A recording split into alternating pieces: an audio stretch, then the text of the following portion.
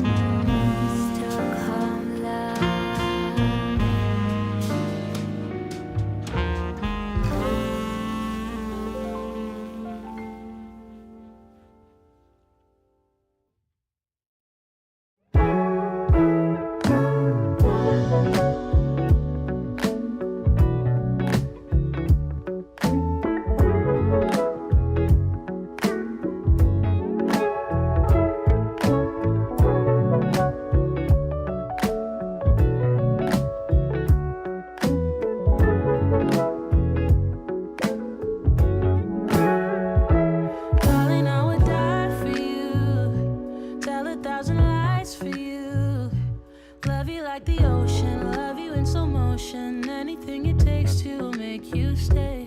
But I can't rely on you, doesn't matter what I do. You say you need a time, I think you mean a buyout, cause it's pretty clear you're on your way out. And though I understand it's hard sometimes to make up your mind in these trying times, yeah, I just can't accept you leaving me when I'm overseas with the heart so heavy. Think that I deserve the truth for once, not a guilty tone, cause you're not alone, yeah. You said you wanna come home, but I know you don't. So this time I won't hear it on the phone. If you got something to say to me, then say it to my face. What it's all about, why you're bailing out. Think you owe me an apology. Just say it to my face. You're sorry. You're so sorry. You're so sorry.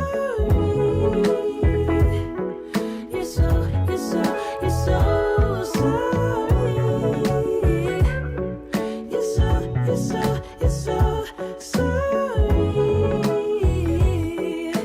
Say it to my face. You're sorry. And I quit my job for you, even quit some friends for you, cause you couldn't stand it, me all independent, so you had to have me for yourself. That was when I trusted you, when I could add up 2 and 2, when you promised we'd be together, you, me, forever. Now there's nothing left to lose. And though I understand it's hard sometimes to make up your mind in these trying times, yeah, I just can't accept you leaving me when I'm overseas with the heart so heavy. Think that I deserve the truth for once, not a guilty tone, cause you're not alone, yeah.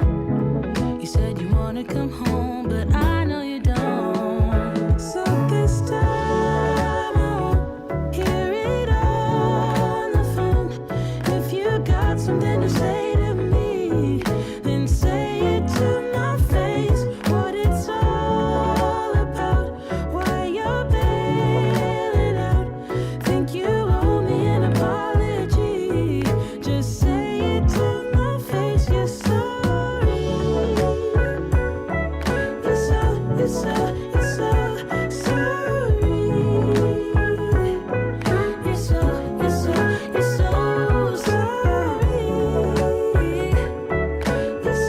sorry. You're so sorry. Say it to my face. You're sorry. This time I think I get it. This love was overrated. No more infatuated. And I blame it on you. I blame it on you. Yeah. This time I hope you get it. In love you shouldn't fake it. No, I'm old enough to take it. So just say it to me. Say it to me. So this time I won't hear it on the phone. If you got something to say to me, then say it to my face. What it's all about, why you're bailing out.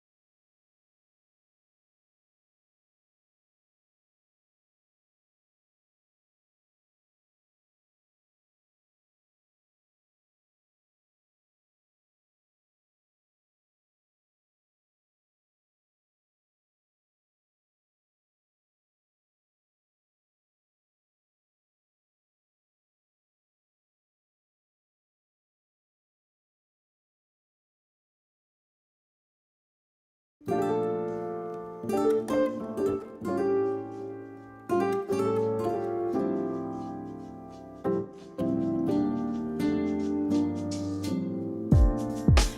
casually keep diving into concrete. Broken future. All the plans you made in your heart grew just to die.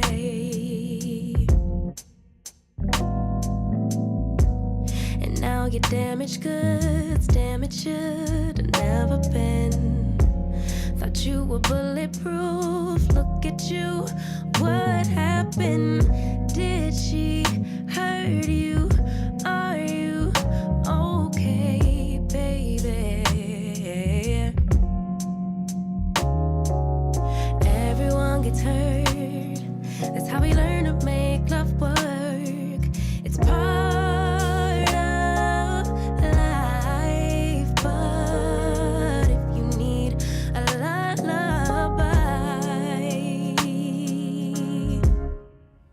baby, don't cry, no, just let her walk out your door. Baby, don't cry no more. Mama's here. Sunday evening. So I wrote a lullaby for you. let's get started. Let's get started with the show. So basically, I want to have a conversation. As you can see by the title, this conversation is about our former president, Donald Trump.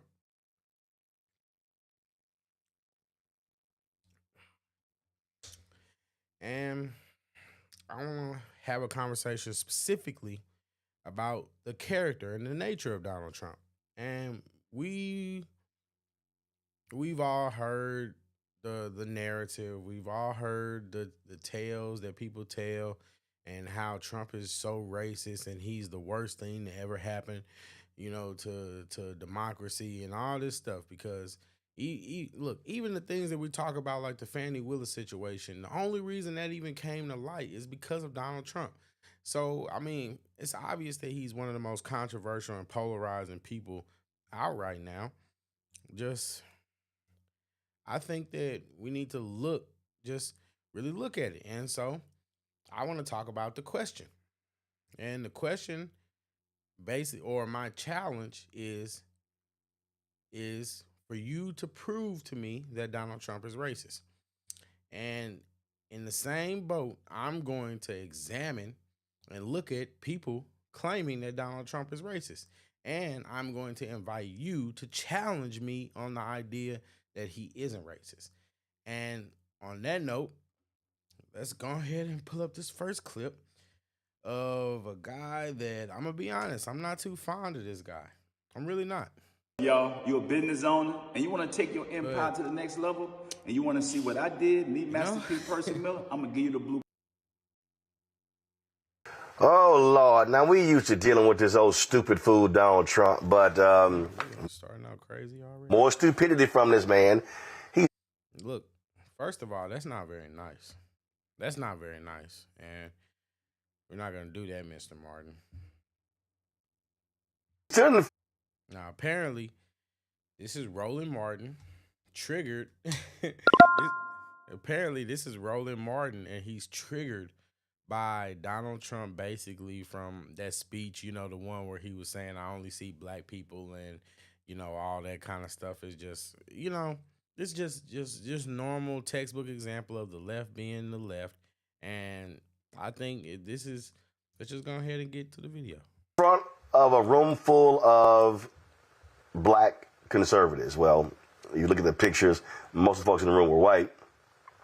And compared his legal issues to the injustices that African Americans face in the legal system.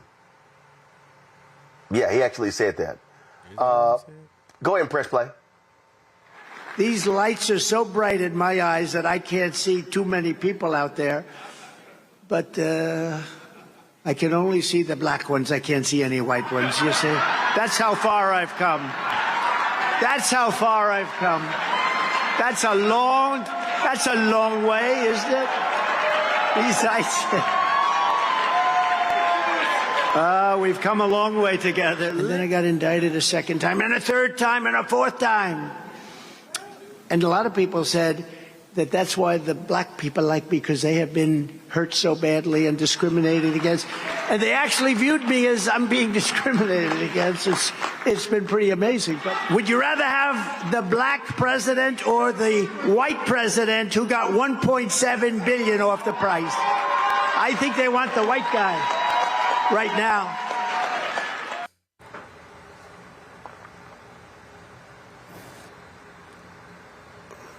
Okay.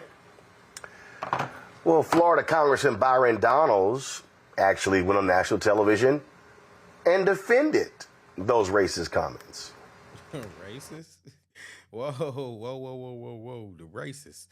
So basically, I'm going to lay out my position for why I believe that Donald Trump is not racist. And I'm just going to start by saying that before he gets into his thing, because I need you to know that, because it's going to form the basis of how I look at this moving forward. I believe that there is a difference between racism and prejudice. Everybody has a level of prejudice within them, right? So if someone were to say that Donald Trump is prejudiced, you can't argue against that. But in order to say that someone's racist, you actually have to be able to prove, you have to be able to prove motive. You have to prove a lot of things. And the burden of proof is on the accusee in this instance. So, or the accuser. I'm sorry. So when you think about it, if you're going to say someone's racist, you have to prove that they literally have like a feeling of inferiority or superiority to another race. And to be honest, nobody is able to do that.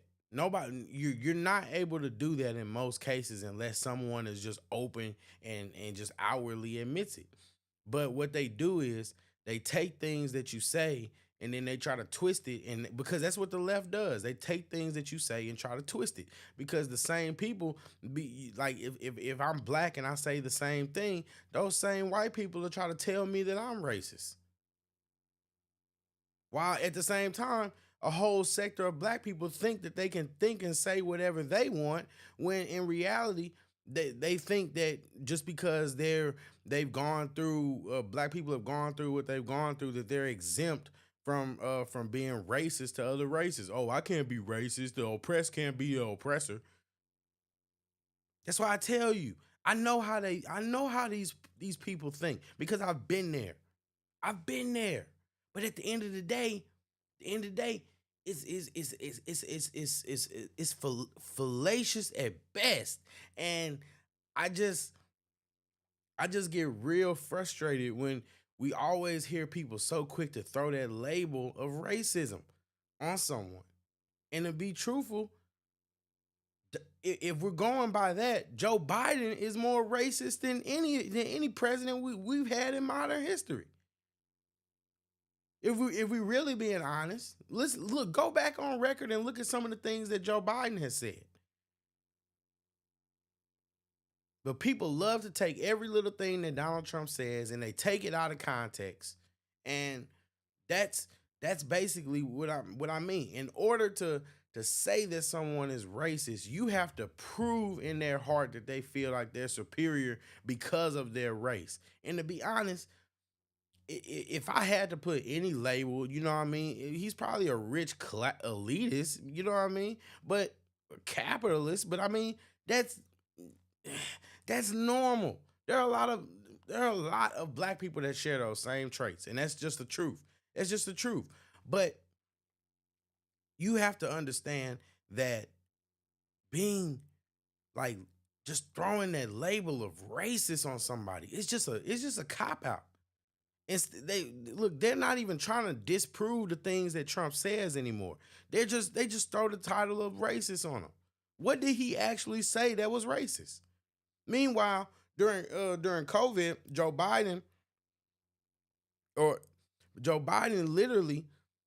literally continuously made mention of blacks not even being smart enough to go on the computer and file to go get vaccinated.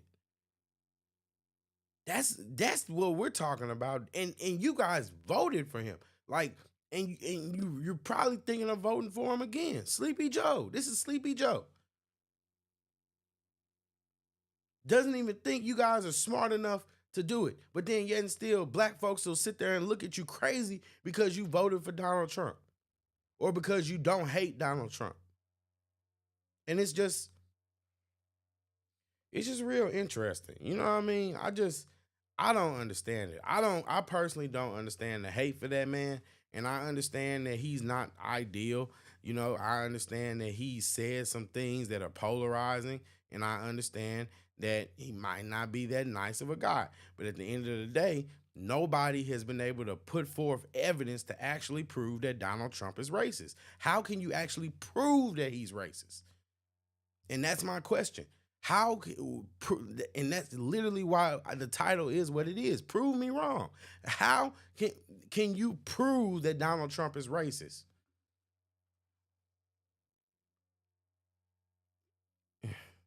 RJ says, and apparently Biden is the lesser of two evils.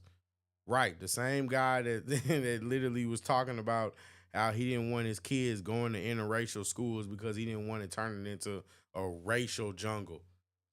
You know what I mean? The same guy that's on record using the N-word. You know what I mean? Like, just, like, what? Like, sometimes I just wake up and I just wonder, like, am I living in the Twilight Zone? Because why is it that that Joe Biden can sit up and say the things that he says, but Donald Trump can say one thing and it just be a joke. And you know it's obviously a joke if you have a sense of humor, but they take it and they run with it. And now he's a racist. And it's just sad. Thank you, RJ, for your comment. I appreciate it. Sounds like Donald Trump was implying that he can win black voters because they get indicted all the time, too. Is that what he was saying? Joe Biden said that you're not black if you don't vote for him. You don't think that's pretty racist? A white man telling black people that they're not black if they don't vote for him? Yeah, I took that as a joke. And I'm not even talking about whatism. I'm just talking about realism. This is just being realistic. Yeah, I took that as a joke.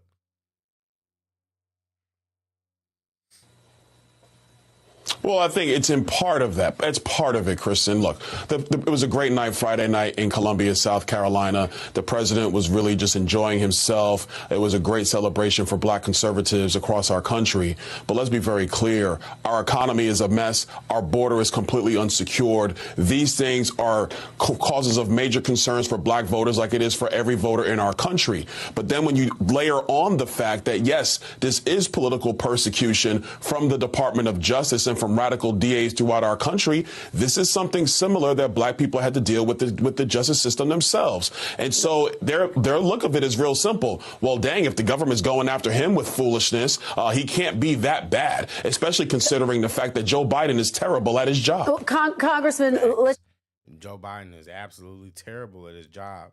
And it's crazy that it's a black man that's up here defending Donald Trump and being realistic. Let's hear what she has to say.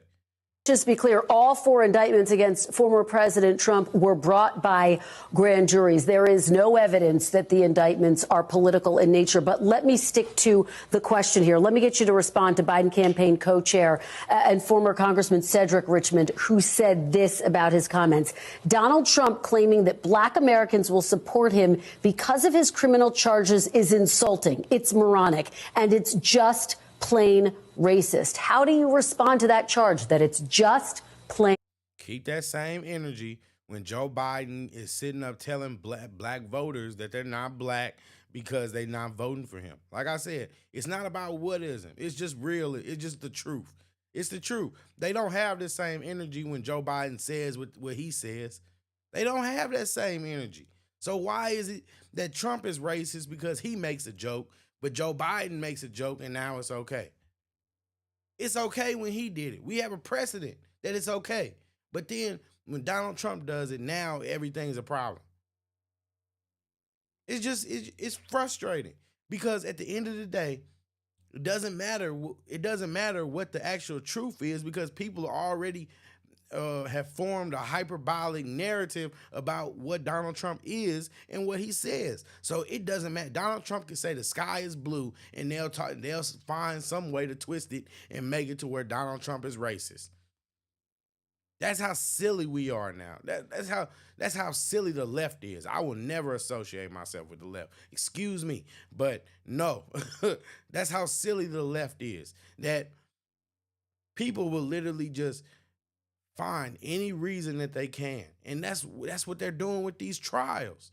That's what they're doing with these trials. They're trying to find any reason they can to sit up and try to destroy this man. And it's failing because they don't have any basis. They don't have any merit, and that's the truth.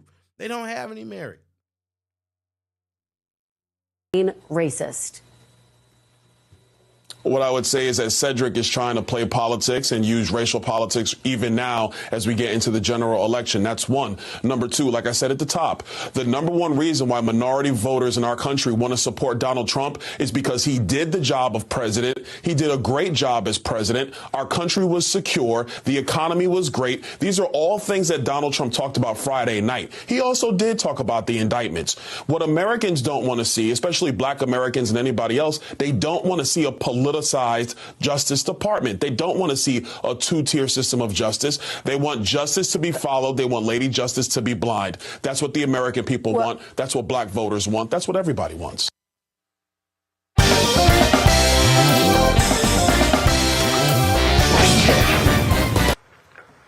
So let me sort of out of his win.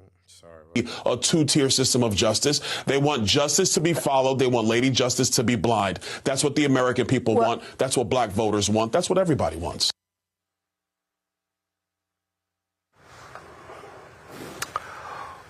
Now, what did he say that was so wrong? What did he actually say that was so wrong? Before Roland Martin, I see you, bro. I know you're going to go off, Mr. Martin, whatever. But at the end of the day, what did he actually say that was so wrong? Everything that he said is the exact perspective that someone like me has. And I know I'm not the only one that has that perspective because guess what? There were black people in that audience that support him for a reason. There's an army of black conservatives that support him for a reason, right?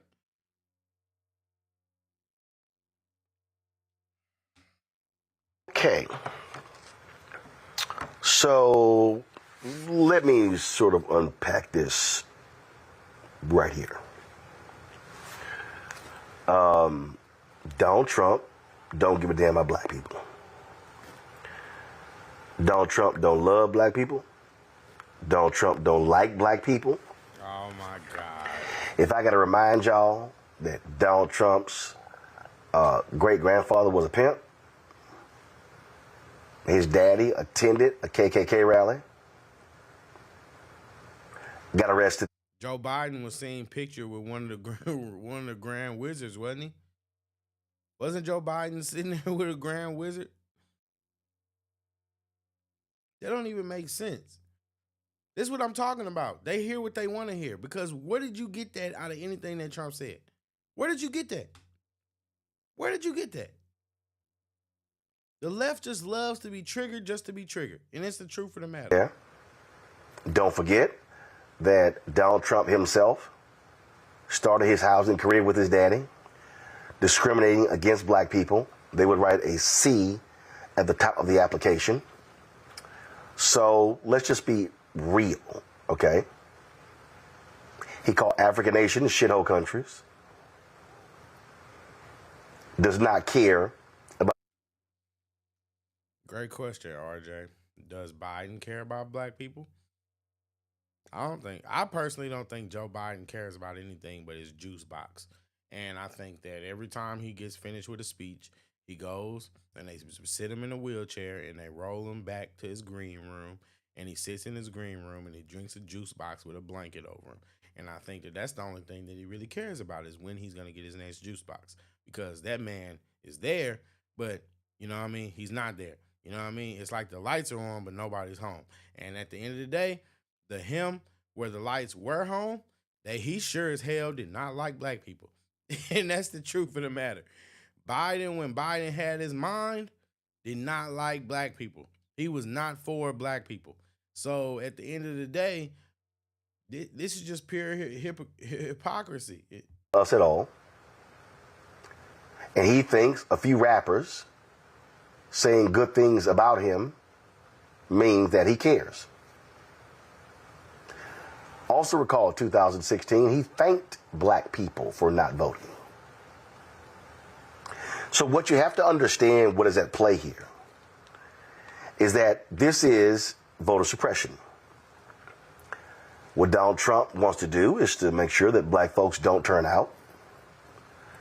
They're touting these numbers. They're touting how well he's done. They're touting who he could get 18, 20%. One of them black conservative fools stood up there at their rally and actually said, I think that that's such a classy-less way to just approach people. You just calling people fools just based off of who they support and what they believe in, and not why. There's no merit behind why you calling them fools, Roland Martin. It's just, why are you doing it? Why are you calling? Why are you calling? I put myself in that group. Why are you calling us fools for no reason? For no reason. What has any of them done to you besides vote for somebody that you don't support? But you like what? What? Well, fool? What? Who's the? Look, you're a leftist. The leftists are the biggest fools on the planet. What are you talking about? RJ says, if the black community really wants to save itself, the culture itself is going to have to start embracing black conservatives like Ben Carson or Candace Owens.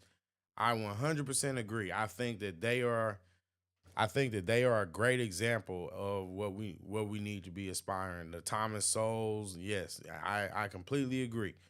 These people are the people that we need as examples, because I'm not saying that they perfect.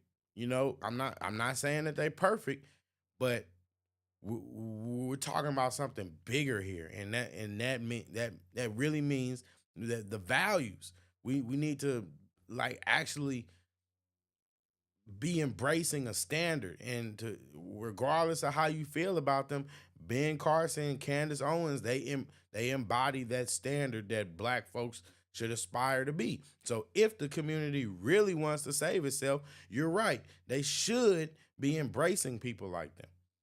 And black conservatism in general, because black conservatism, not black Republican, not being a Republican, but black conservatism is actually what I believe to be the most safest way to actually do some good and positive change in the black community, because of the values that conservatism embodies. So at the end of the day, the more the black community fights against black conservatism and black conservatives in general, then guess what? It's going to continue to go amok, and it's going to continue to represent a Sodom and Gomorrah effect. And that's just what it is. The black community, and maybe even Western society as a whole is Sodom and Gomorrah right now. And it's just, yeah, it's not a good look. It's not in a good look. So I believe that we need to start embracing those types of people. Like you mentioned, you're absolutely right, RJ. Thank you for your comment. Bradley Martin, what's going on, man? Mike Tyson can't say anything bad about MAGA 24. Lieutenant Biden ice cream.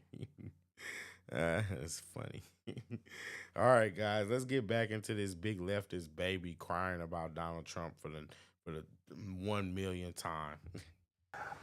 Since we're fools now, I'm gonna show you a fool. Let's act like that. Oh, Donald Trump is going to get 50% of all black males. And you got these people posting videos and they're saying, oh, how things were wonderful. You hear all that also from Byron Donald. And they're talking about, oh, man, how we were all getting paid.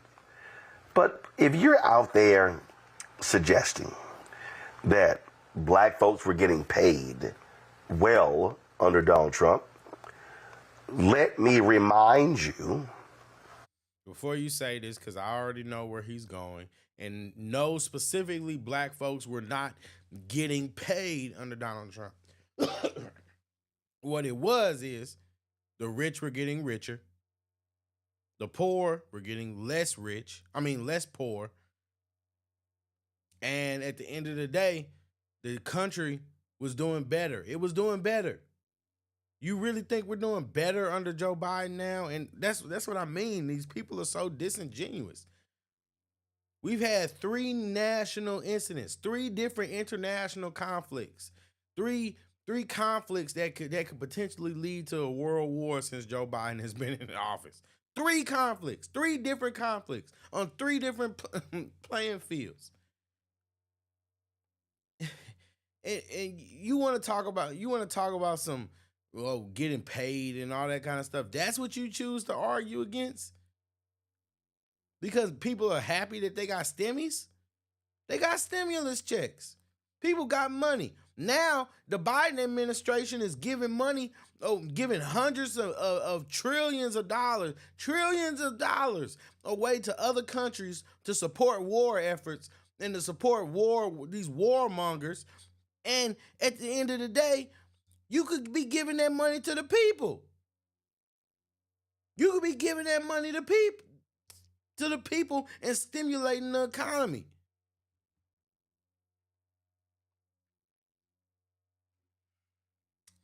It's just so disingenuous. People like, let's hear this man out. That those checks were passed by a Democratic House. Yep. That's how that happened. You cannot remotely compare the increase in black-owned businesses under Trump to Biden. Can't do it. The economy today is better than it was under Trump. Now, also remember, Donald Trump was handed a great economy by President Barack Obama. He handed President Biden an awful economy.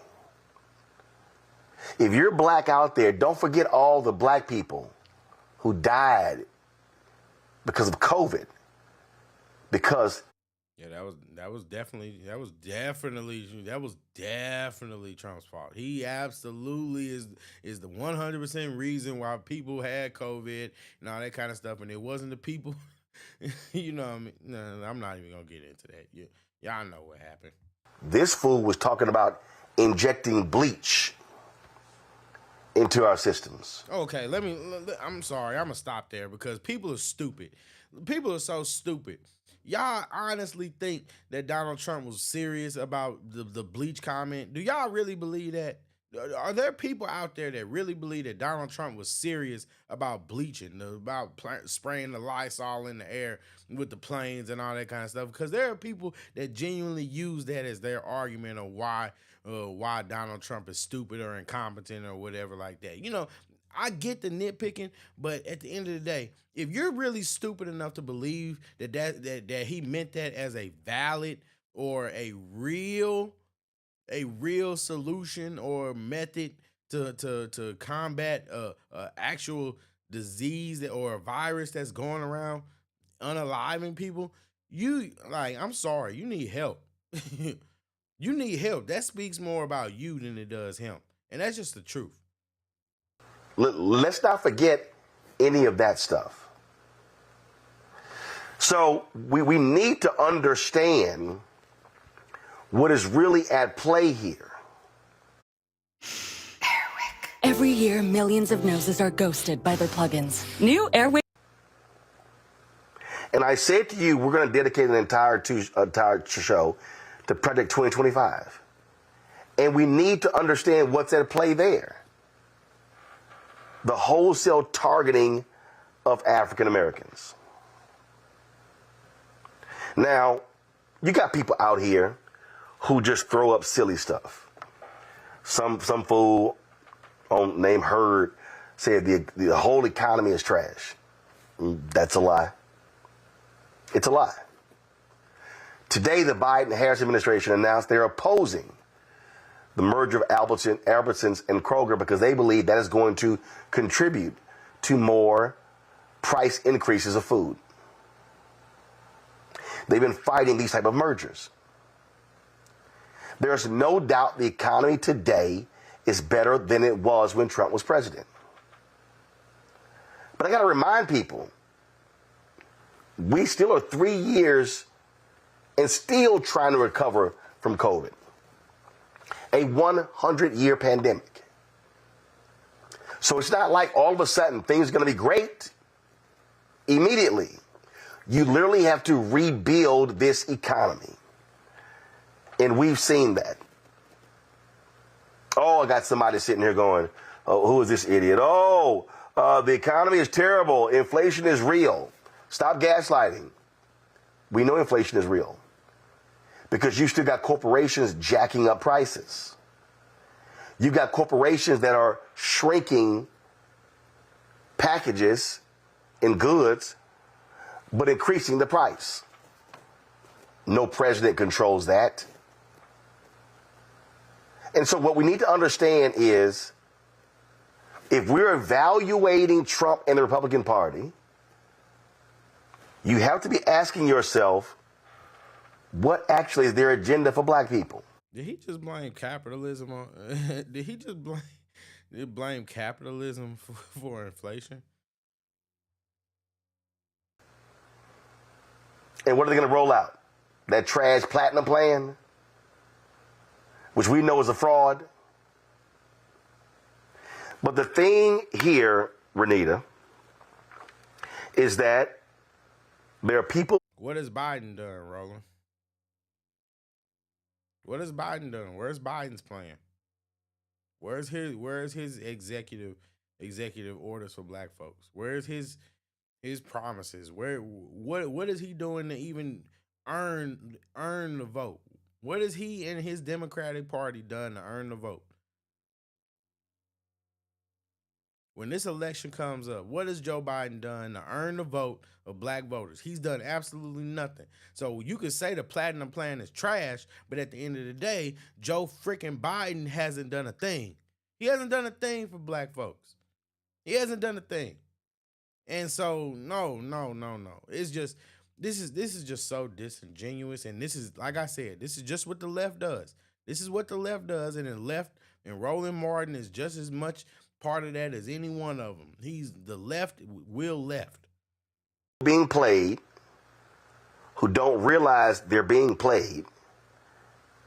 And what they better understand is, if that fool and his minions get back in, and let me remind everybody, all y'all people who are talking about Trump 2024, Stephen Miller, Trump's top aide, blocked the money to the black farmers. Y'all need to understand what these people have done to stop black advancement.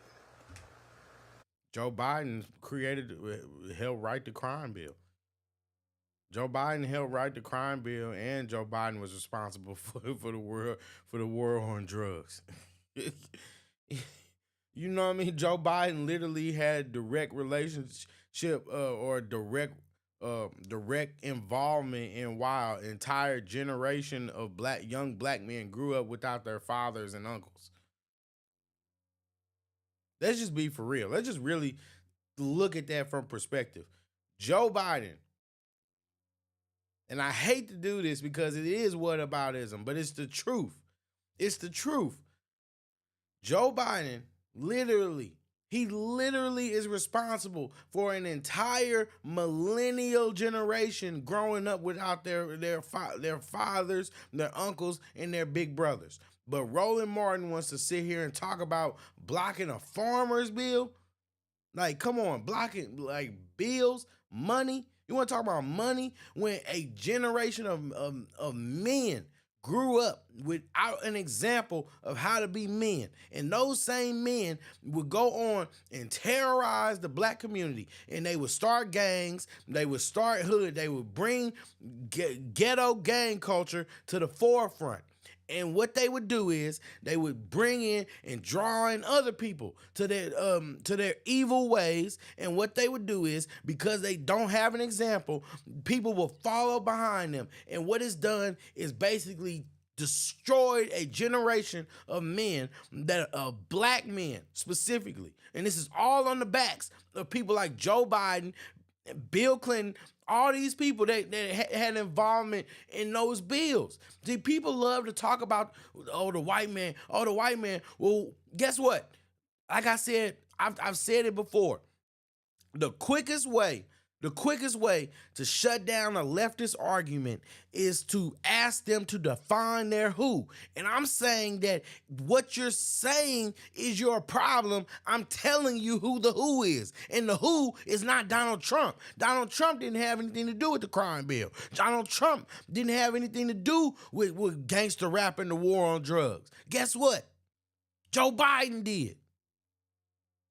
Joe Biden has been in Congress for over 40, 50 years, damn near. That was Joe Biden. You have your who, but you want to talk about the man holding you down, the white man holding you down. No, it's people like Joe Biden. Give him a name. Give him a name.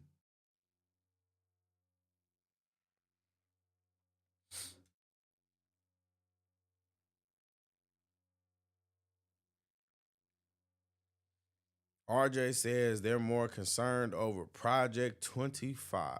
Project 2025.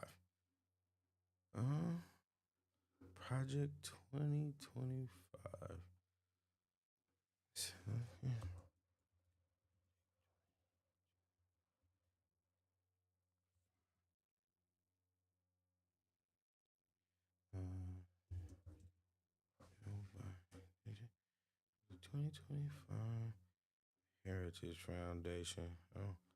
Oh, interesting.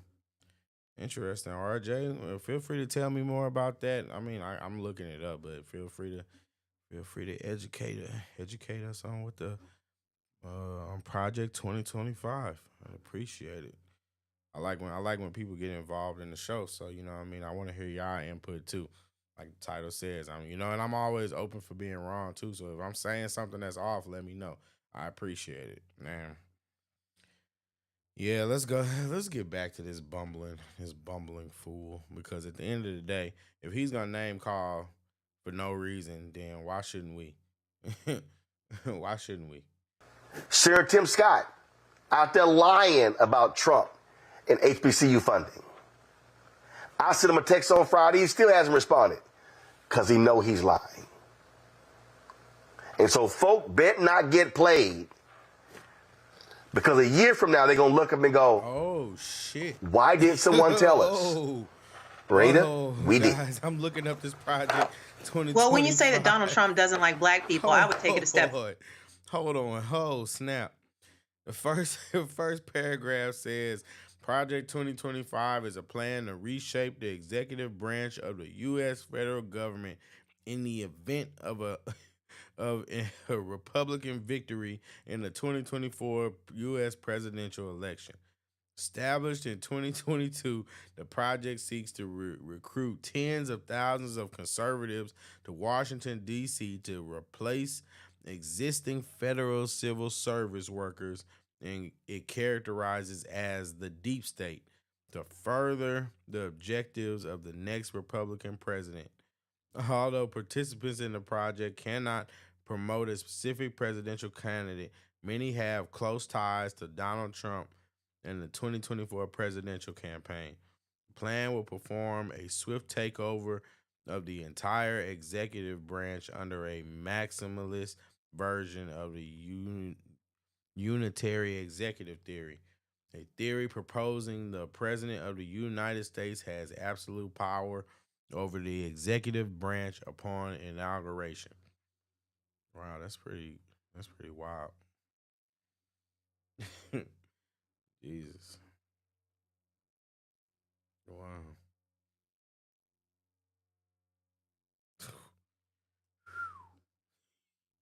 That's deep. I don't think that's a good idea. I don't want the president to have absolute power. That's good. Presidency should be the way it is now. I hate to say it. Not saying it's perfect. Not saying it's perfect, but it should be the way it is, because that's too much. Further, he, in my opinion, literally does not care if black people cease to exist in this country. And his comments about him being indicted is going to make him better relate to black folks. You know, he got one thing right when he said that black people are being over indicted in our current criminal legal system, but he's not going to do anything to affect that, whether he wins or loses an election. Didn't Donald Trump get people out of jail? Aren't there black folks that are sitting there now? People who are enjoying, people that black culture enjoys, like Kodak Black and all them. Isn't Donald Trump the reason why he's out of jail? And so his comments between this and the sneaker release last week just really continue to make the point that he does not understand black voters. I say that because, number one, black people take voting very, very seriously. And we do not make decisions about voting based off of sneakers and mugshots. Black folks do not take voting very seriously. That's not true. What are you talking about, lady? Lady, you're so out of touch. You're so out of touch. Black folks do not take voting that seriously, because most of them, a lot of them don't even believe in voting, number one. Then the ones that do, they're just not informed. They vote based off of political affiliation, based the idea of, we've always been Democrat, so they vote Democrat regardless of their interest, regardless of for what's their better interest. They vote Democrat. So no, black voters they don't care that much about voting. It's just not true. That is not how the black community works. In fact, the largest fight that we are having within the black community has been people deciding whether or not they're going to vote. All of that is. And what's going on, y'all? Welcome to the stream, and I'm glad you guys are tuning in.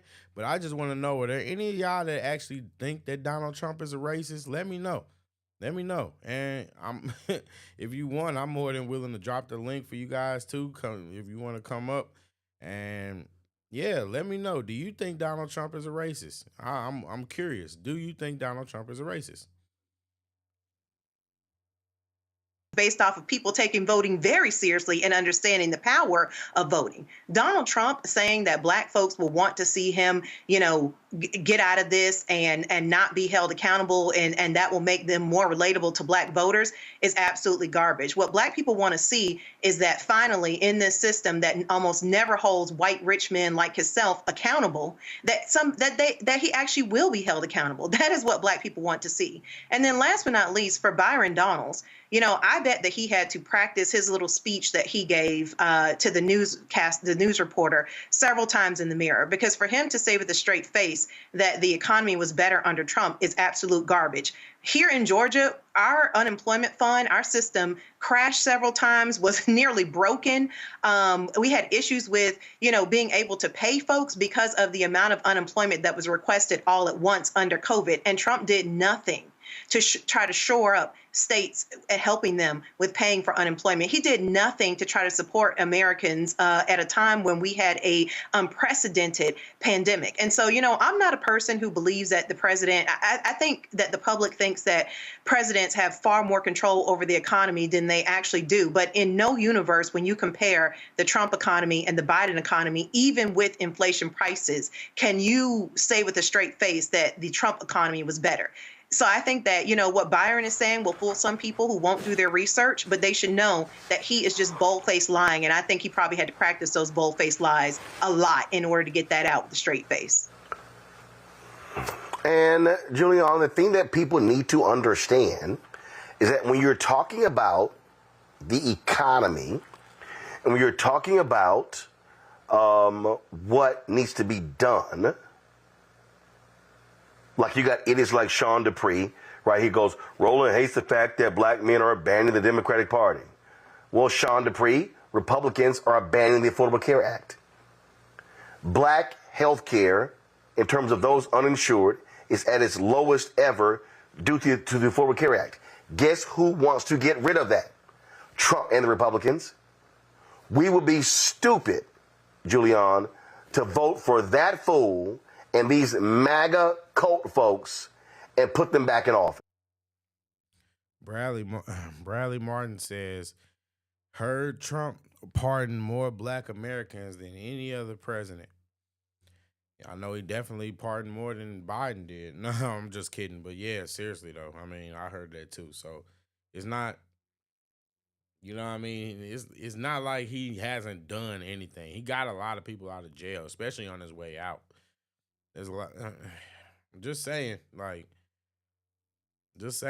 they can't even be genuine or like good. They can't even have good faith.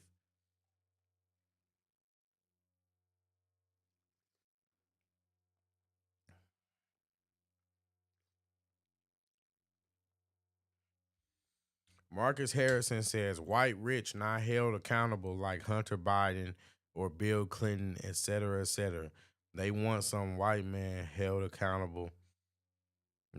They want some white man held accountable, not all, obviously. Yeah, I definitely agree with you. So what about, so let me know, do you guys think that Donald Trump is racist though? I mean, do you actually think that he's racist? Because I just don't see it. I have yet to see any proof about him actually being racist. Now, a jerk, a bad like a not nice person, you know, all those things we can have a conversation about. But I've yet to see anything about Donald Trump displayed, especially whenever people love to point out all the racist things he said. I just haven't heard it.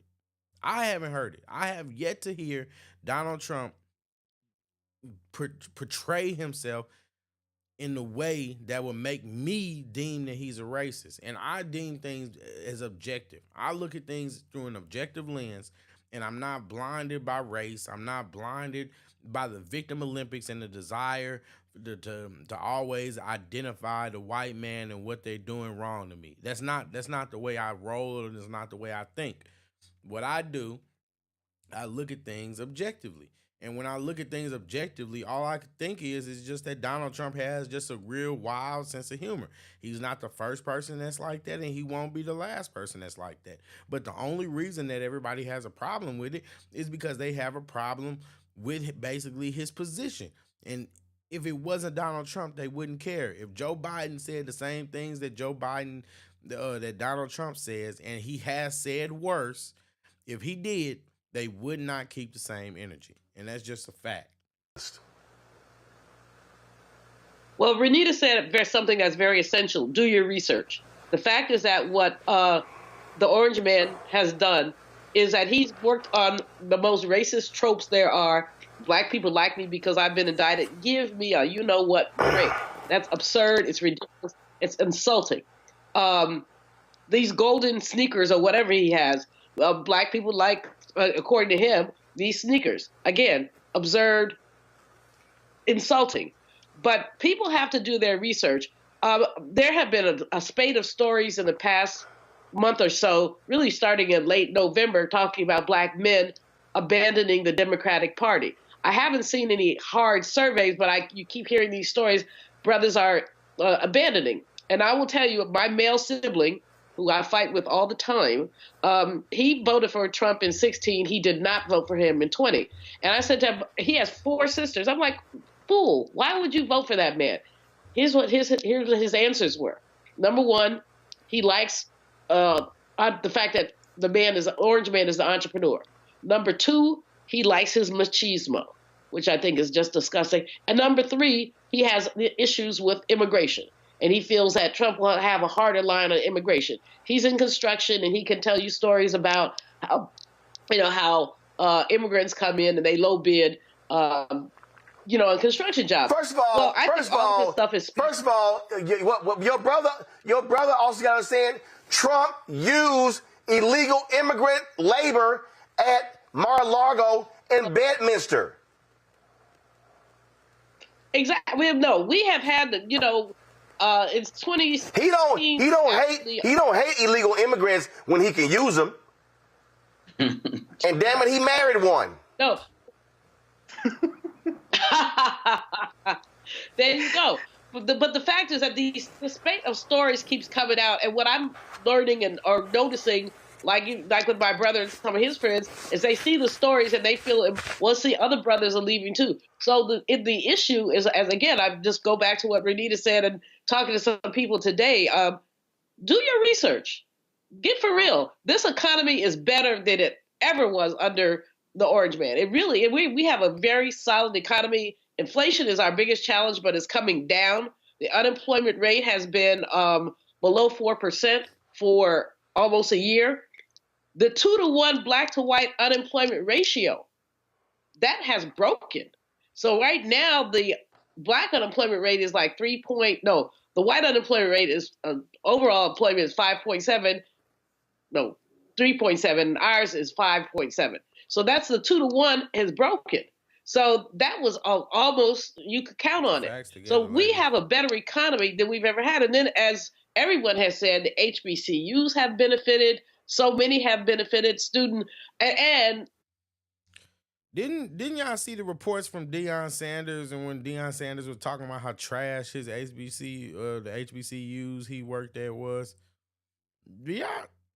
What is the benefit? What's the benefit? HBCUs are trash. The alumni aren't giving them enough money, and guess what? They don't have enough. So what are you talking about? Why are you talking about HBCUs? It's not true. It's not true. Like, they're just making stuff up. This is not this is what I mean. You can't argue and you can't go back and forth with leftists because they're so disingenuous. They're so disingenuous, and they don't live in the same world that we live in. They live like, it's just so gross. It's so gross to watch because they don't live in reality. So how are we supposed to talk and communicate if you have one side that just lives in la la land? La la land. And they think that they're so smart. And that's what's so crazy about it. They think that they're so smart and they're so intelligent. Guys, what am I missing here? What am I missing? Let me know. What am I missing? I think, as somebody said earlier, people have a mistaken impression of what a president can do. President Biden tried to do student debt forgiveness, and the courts would not allow him to do it in an overarching way, so now he's done it in a piecemeal way. The Biden-Harris administration is committed, frankly, to Black success. Now, are they perfect? Oh, hell no. Could they do more? Yes, but they also have to deal with political realities. So I find it totally frustrating, number one, that like that person that Christian Walker was talking to on Meet the Press. I mean, it's not only did he drink the Kool-Aid, but he spiked it. But we basically are looking at people who will do anything. Tim Scott needs somebody. Oh, Marcus Harrison says, is she serious about the economy? Yeah, I think that they're dead serious. And I hate to say it, but I think that they're dead serious. And it's really kind of sad to watch because everybody knows that we're not doing better economically than we were when Trump was here. It's crazy. It's crazy. Oh my goodness gracious. Bradley Martin says, prime time. The numbers are so fudged and misconstrued, it is difficult to believe them. Unemployment rate calculation has always been misleading. Yeah, that's the main thing, is that they're being disingenuous with the numbers, and there have been people that have been fact checking them about a lot of this stuff. And I'm not gonna go down that rabbit hole right now, but at the end of the day, just know that people that are telling you that the economy is is better than it was when Trump was here, they're lying to you, and it's not true. They're lying. He's have a paper bag party with him. Just take him outside and I don't understand how he continues to tell the lies that he tells. But we know he basically baldly. Just want to say thank you guys for your comments, and thank you for watching, checking out the stream. Hope you enjoy what you're watching. So ambitious that he would get engaged, baselessly. Let me stop. Simply, folks, do your research. If you do your research, you will understand that the Biden-Harris administration have done a good job. Could they do a better job? Yes. Could they, given certain political realities? We're about to shut down again, Roland. That little Mike Johnson from Louisiana refuses to put legislation in front of people. We're about to go back into a government shutdown unless somebody pulls a rabbit out of the hat. That's not Biden-Harris. That's Republicans. Before I go to you, Congo, Bob Costas was on CNN over the weekend, and boy, did he nail it. You come at this from a position of not wanting to see Trump get elected. You should state that at the outset. True? Yes, absolutely. He is by far the most disgraceful figure in modern presidential history. He's only become more disgraceful since 2016 and since 2020. Do you know that Joe Biden actually fell asleep in the middle of a meeting with another world leader? He fell asleep on national TV. National TV. Everybody in the world saw that. Ever since Joe Biden has been in office, our country has been going after one embarrassing thing after another. From the pulling troops out, how they just in losing the city like the next day, from all the way to just this man falling up the steps 3 times while trying to get into the jet. Like, we have to really sit there and just really listen to what these people are saying, and you'll understand that these people are not for you. These people are not for you. They're for the Democrats, and the Democrats are not for you. The Democrats aren't for you. They sitting here. Let them have their way. They're gonna sit here and be pissing on you and telling you that it's raining forever. It's just the truth of the matter.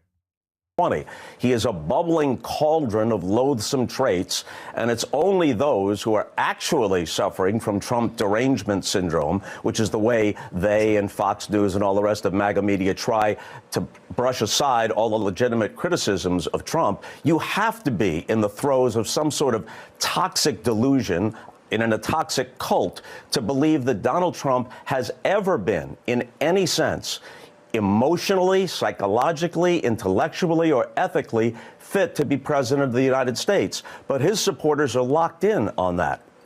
There is no cult of Joe Biden. The 988 suicide. Being part of the left is the equivalent is basically being being in a cult.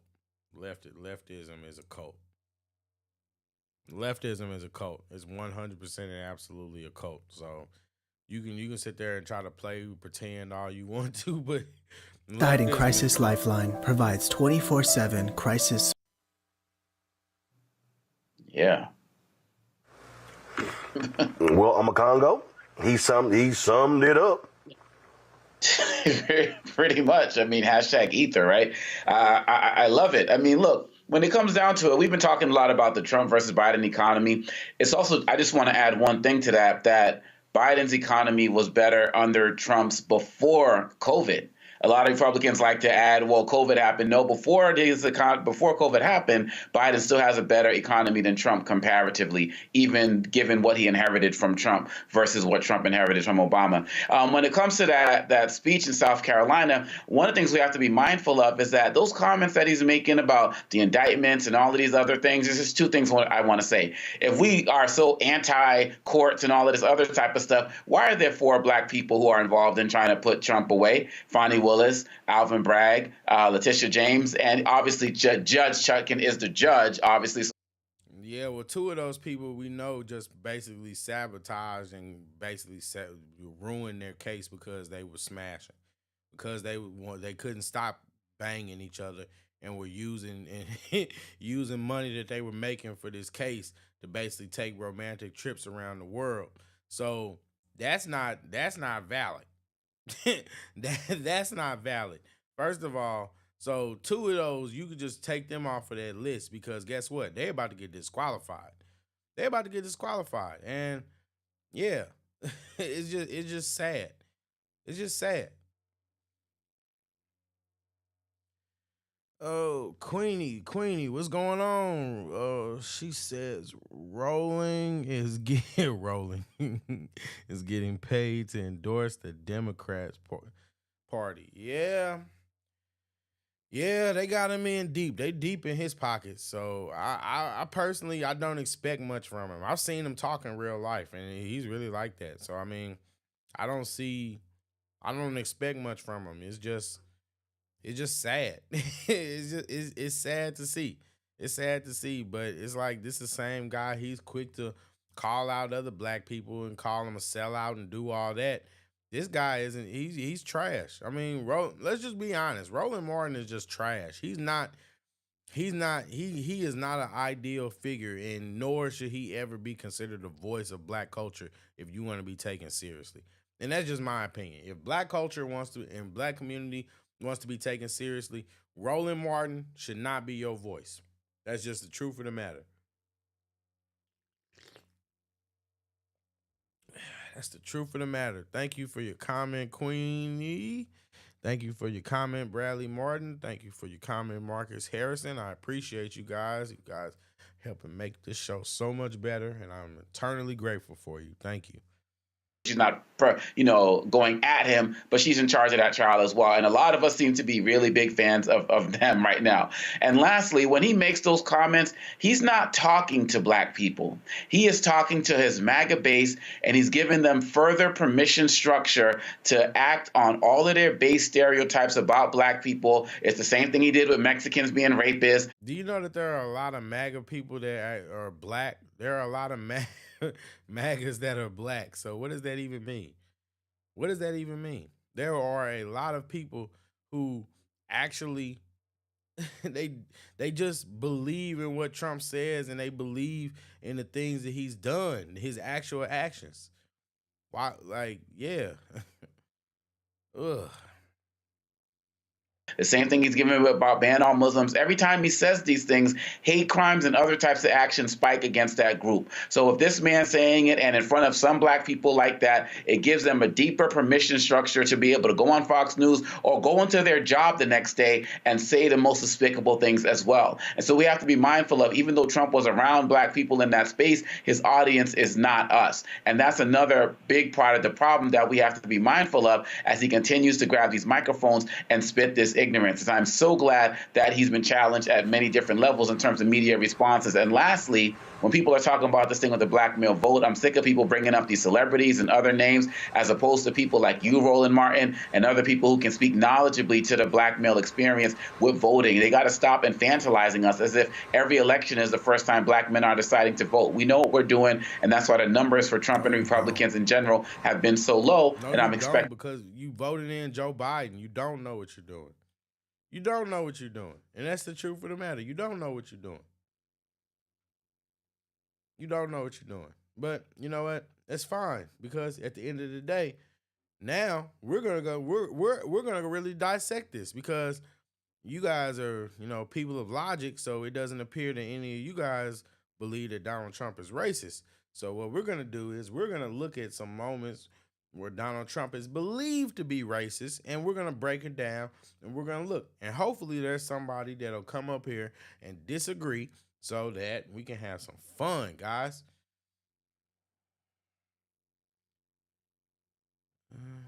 Just give me a second. Let's see. Oh, here's let's see.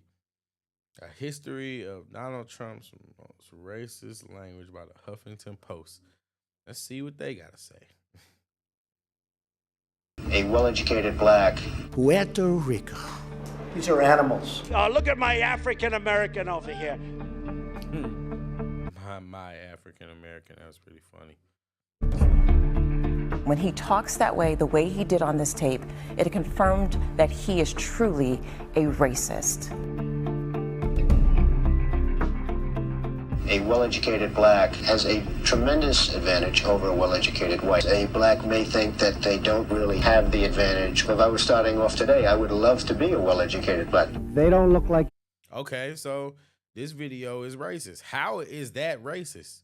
How is that statement racist? He said a well-educated black actually has more advantages than a well-educated white person. How is that statement racist, and why is that on a video about racist statements made by Donald Trump? Because at the end of the day, it's a compliment. And, you know, one could argue that being in a protected group, when you're not in a protected group, one could argue that you have more advantages than the non-protected group. So, first of all, that's not something that it's not something that's like, it's not a falsehood. It's not something that's not true. It's literally how he feels. It's how he felt.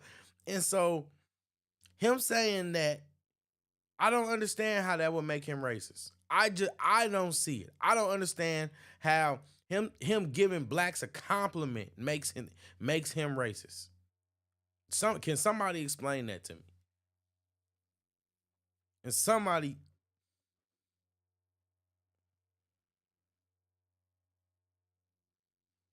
like, just Queenie says Donald Trump just say what's on his mind, and I like that about him. Yeah, I do too, because that's really all he does. I mean, he just doesn't have a filter. You know what I mean? And I find him very entertaining. That's just me. I find him very entertaining. Very entertaining. Thank you for your comment, Queenie. I appreciate you. Indians to me, and they don't look like Indians to Indians. It would be 9 blacks against... They don't look like Indians to Indians. I don't think that was racist. I think that was just, you know what I mean, a little prejudice. You know what I mean?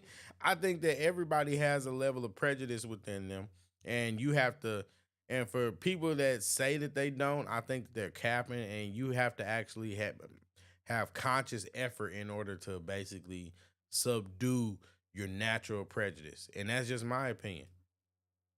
That's just my opinion. You have to actually put forth real effort in order to subdue your natural prejudice. And that's all he was saying. He was just saying, look like Indians. People think all this stuff all the time, especially black folks. Black folks got names for everybody. That's just common sense. Against 9 whites, all highly educated, very smart, strong, beautiful people, right? Pocahontas? Is it offensive? Oh, really? Oh, I'm sorry about that. Pocahontas? I think she's as Native American as I am, okay? When Mexico sends its people, they're not... I think that comment was stupid, but I don't think that was racist. There's a difference. sending their best. They're bringing drugs, they're bringing crime, they're rapists, and some, I assume, are good people. I want surveillance of certain mosques. Negotiating with China. They say, we want deal. I'm asking for the vote of... We want deal. Look, at the end of the day, Trump has a sense of humor. But like I said, I don't think that constitutes as racism, but I think it's funny. I think it's funny. And at the end of the day, it's just real. I think it's funny. Every single African American citizen in this country, what do you have to lose? You're living in poverty. Your schools are no good. You have no jobs. 58% of your youth is unemployed. What the hell do you have to lose? Look at... That's not racist. That was just a fact. That was one of the initial statements that made me start like really just looking at him different, because I was like, oh, wow. You know, like, wow. I was like, you know what? He has a point. Maybe he isn't so crazy. It's not what made me vote for him. What actually made me vote for Donald Trump was just how crazy the left is, to be honest. That's what it is. I would have voted independent, but the left is so crazy that they can't be. I believe that they need to be out the office because that's what Democrats are. They're demonic aristocrats. That's just how I feel about it. I feel like they are just chaotic and just emotional, and they cause a lot of trouble. They're not doing anything for the community, but yet and still they blame and they tell everybody that they tell everybody that they're for the people. They talk about how they're for the people, but yet and still, when it comes time for them to actually deliver on the promises, they never come through. They never come through. And I think that that's actually worse than what the Republicans do, because the Republicans don't make promises like that. They don't make promises like that. And most people think that the Republicans don't care anyway, but let's just say that you're right and the Republicans genuinely don't care, because they haven't done anything to show that they don't care. They don't subscribe to the same things that the left is subscribed. That whole, oh, I'm going to tell you good things and I'm going to make you feel good. They don't subscribe to that. But the Democrats, they'll tell you good things and they'll make it sound good. They'll tell you good lies. But that's just what they are, good lies. Me, I want the truth. I want the truth. I want the truth. And the truth is the Democrats are not for the people like they pretend like they are. They're not. They're not. Thank you, Queenie, for the comment. She says facts. Appreciate you. My African American over here. Look at him. We are from India. All of my African American over there. I think that's funny. Racist? I don't know. Because I've heard black folks refer to white guys as they white boy before. So why is it racist? I'm not gonna just call something racist when I know that black folks do the same thing, and then it's just expected to be okay just because they black.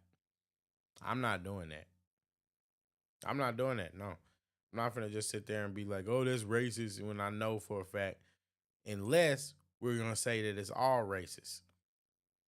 Is it all racist? Because if that's the case, then let's just call out of black people racist and be done with it. friends in Little Havana. We are also praying for the people of Puerto Rico. We love Puerto Rico. And we also love Puerto Rico. Come here. You're not nervous, right? Speaks perfect English. No, I'm not a racist. I am the least racist person that I can tell you.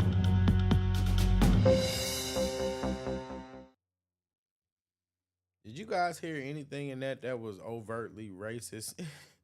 That was overtly racist? Am I missing something? Let me know, guys. I don't hear it. I don't hear it. I don't hear it.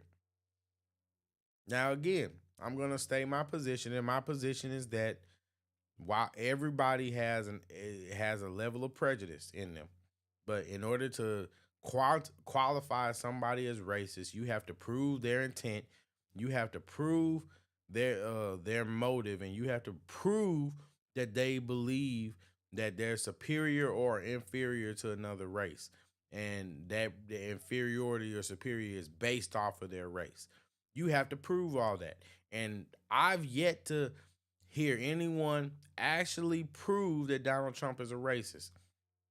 I've heard people bring up that Donald Trump, and I'm going to give y'all this one, but I heard people bring up that Donald Trump got in trouble for withholding apartments or something like that from black people when it came to like his contracting or whatever. And I'm explaining it roughly, but you guys know what I'm talking about. But Donald Trump, nobody's there to actually prove or substantiate what that person was saying. Meaning, was it because of credit? People don't understand that there are a lot of factors that could play into whether you get approved or not. And so just to say that it's because you black, it might be because you black, but have you done the due diligence to prove and weed out all the alternatives? There are a lot of reasons why. And it could just be that you're not, it could just be, let's just go on. Let's just go on and let's see what else. Because at the end of the day, everybody loves to call this man racist. Let's see what Trump has to say about being called When racist. Congressman Elijah Cummings calls you a racist, your reaction is what? Well, I think the word has really gone down a long way because everybody's called a racist now. Her own party called Nancy Pelosi a racist 2 weeks ago. The word is so overused, it's such a disgrace. And I can tell you, I'm the least racist person there is in the world, as far as I'm concerned. And they use it almost when they run out of things to criticize you. They say, he's a racist, he's a racist. Now, in some cases, it's true. There are people that are racist, bad people. But with me, they have a hard time getting away. Oh, snap. We got Michaela in the chat. How you doing? What's going on? He may say some outlandish things, but what politician doesn't? I don't think he's racist. Yeah, that's my opinion too. That's how I feel. It's a difference. You're allowed to say outlandish things. You know what I mean? Like, yeah. Yeah, I agree. Thanks for the comment. I appreciate you. With it, and they don't get away with it. And if you look at what I've done for African Americans between, look at criminal justice reform. President Obama tried so hard to get it, he couldn't get it. You look at opportunity zones, and then of course look at the opportunity zones are a tremendous success, by the way, not covered, but we did that as really an experiment. It's most successful. I think it's one of the most successful things ever done for the inner cities. It's turned out to be. Tim Scott of South Carolina worked very, very hard on it. So many other people did, and it's really become a great success. The biggest beneficiary are African American. The African American population, it's incredible what's happened. But between that criminal justice reform, and then of course, the biggest thing is the lowest unemployment rate in the history of this country for African Americans. Lowest in the history by far. It's not even close. But so when you see those things, and when people, if the news, the lamestream or mainstream or whatever you want to call it, media or fake news, if it would be covered, people would feel a lot different. But they don't talk about that. They don't talk about opportunity zones. I don't think I've ever seen anything about opportunity zones. I don't think I've seen, when I did criminal justice reform, everybody would say, oh, I won't tell you names because I'm not looking to build them up, but the biggest names were there on the other side, liberal side and conservative side. It was very bipartisan.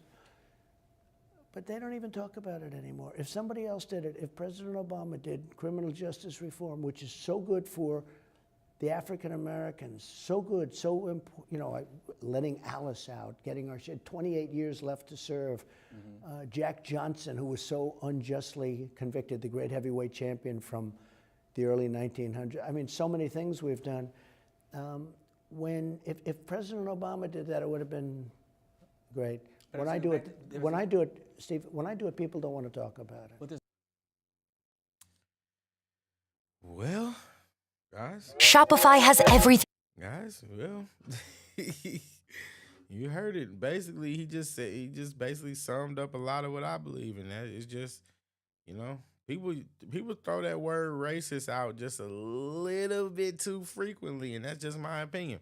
I think that a lot of people use that as just their go-to to basically write people off or disqualify people. You know, oh, I can't believe he said that. You're racist. Oh, I can't believe you said that. You're racist. Think about it.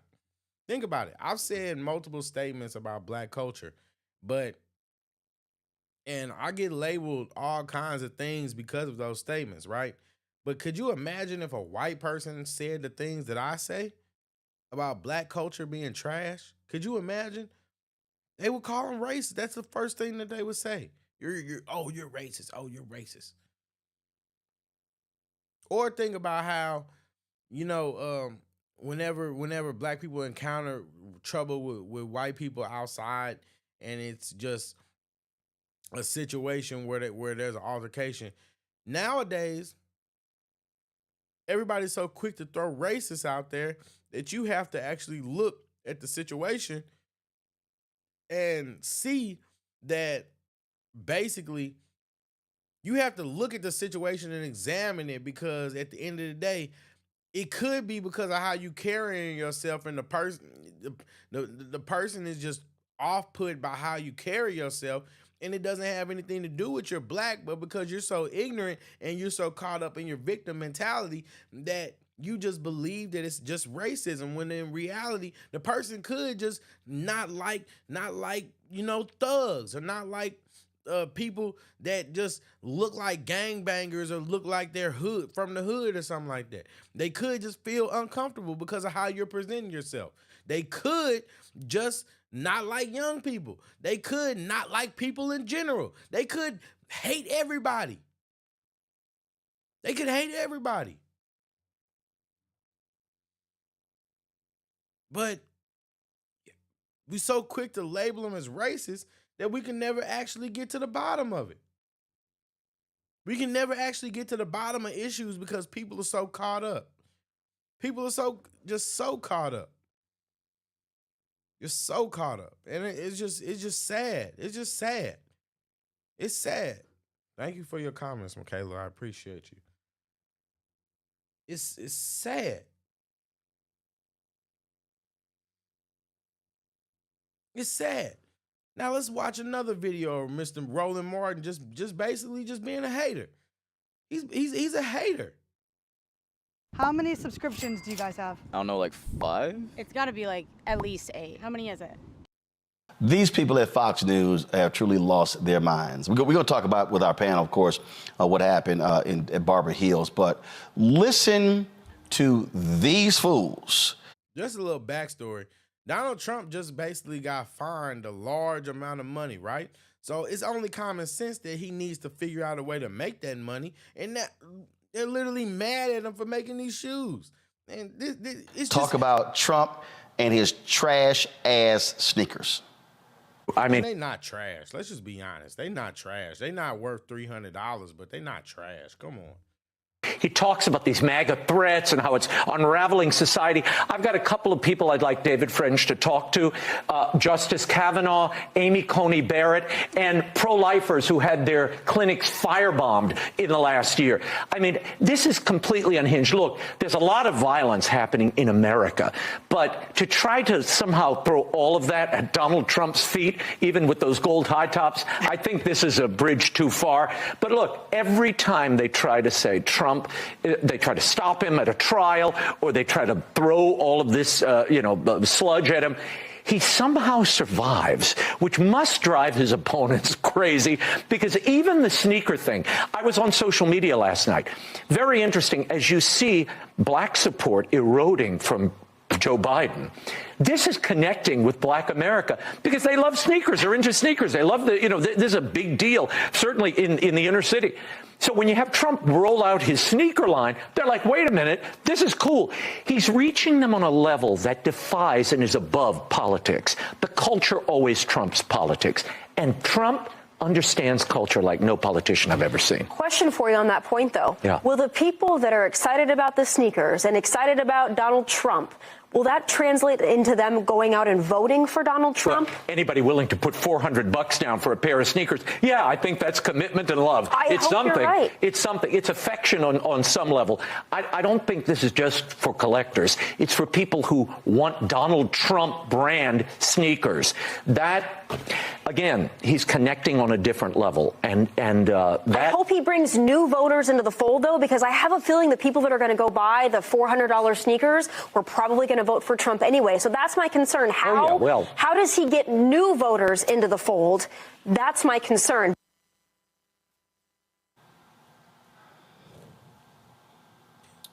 Look at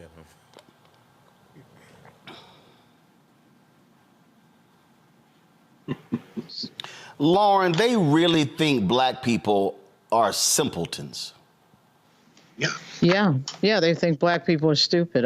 We saw that with the whole Kanye West presentation. They thought that they could just get a rapper out there. Michaela, you are absolutely right. She says that is so true about Trump understanding culture.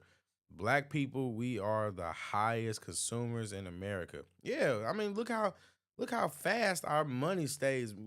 And look at where it goes. It just goes to just products and things like that. You know what I mean? We spend.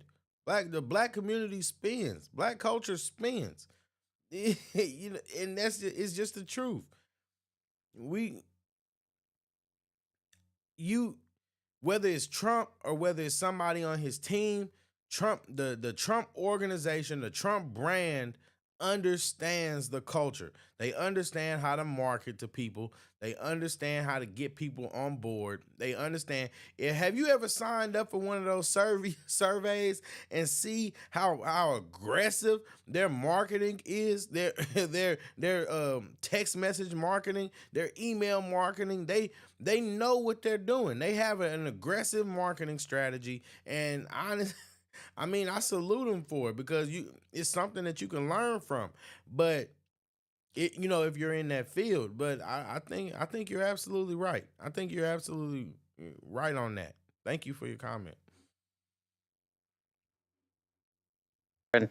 Oh my God, there's a rapper out there, so black people are gonna vote for Donald Trump. I mean, it really just doesn't work that way. And everybody knows if you look at these elections that African Americans overwhelmingly vote for the Democratic Party. And even with Hillary Clinton, that was the case. Certainly with Biden, it was the case.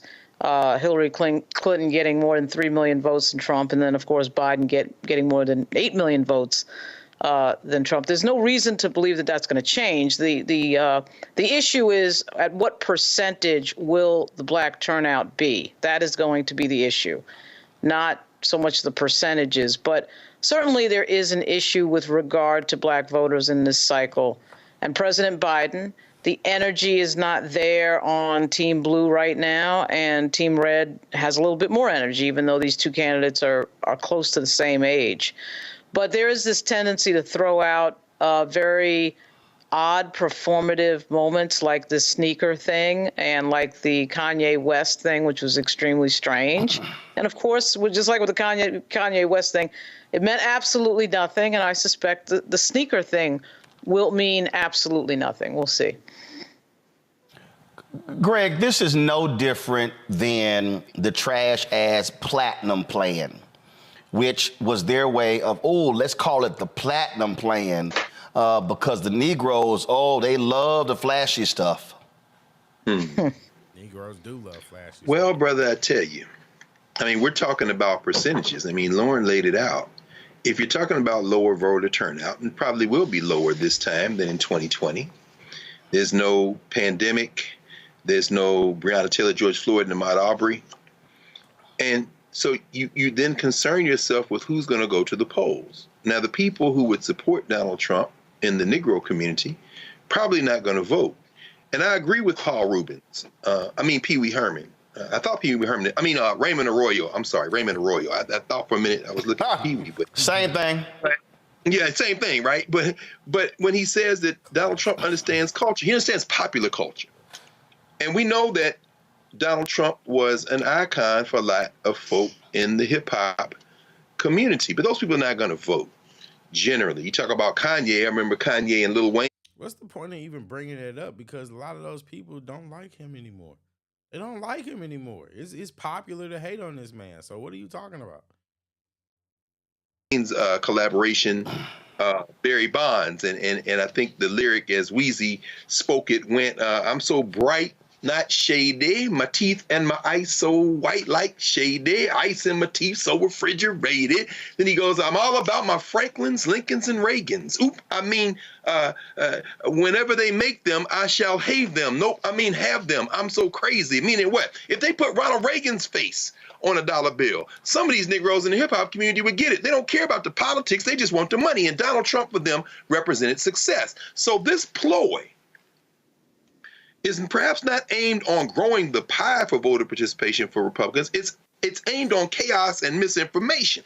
And anytime you got a community where some folks who are potential voters are going to argue more about whether Megan is in the right or Nikki is in the right, then you've got a situation where you're just trying to shave off a few thousand here, a few thousand there, confuse a few more people here. Some people turned out, I don't want to hear anything about it.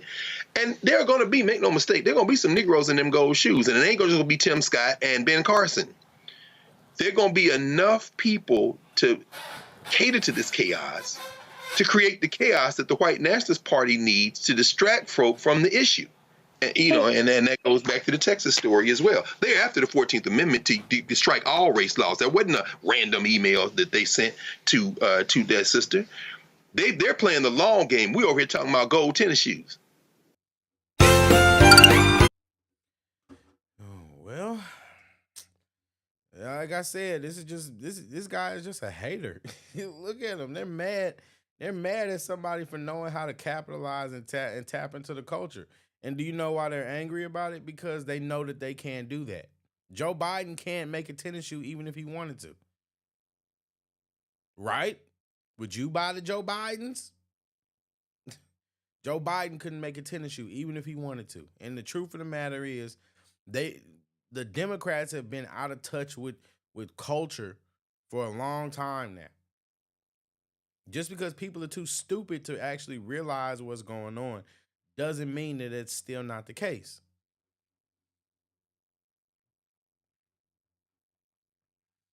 Yeah, wow. So nobody believes that that Donald Trump is racist. Yeah. Oh, you guys are based. You guys are. So I just let's keep let's keep looking for some of these racist remarks that Donald Trump is so heavily accused of participating in. Let's check it out.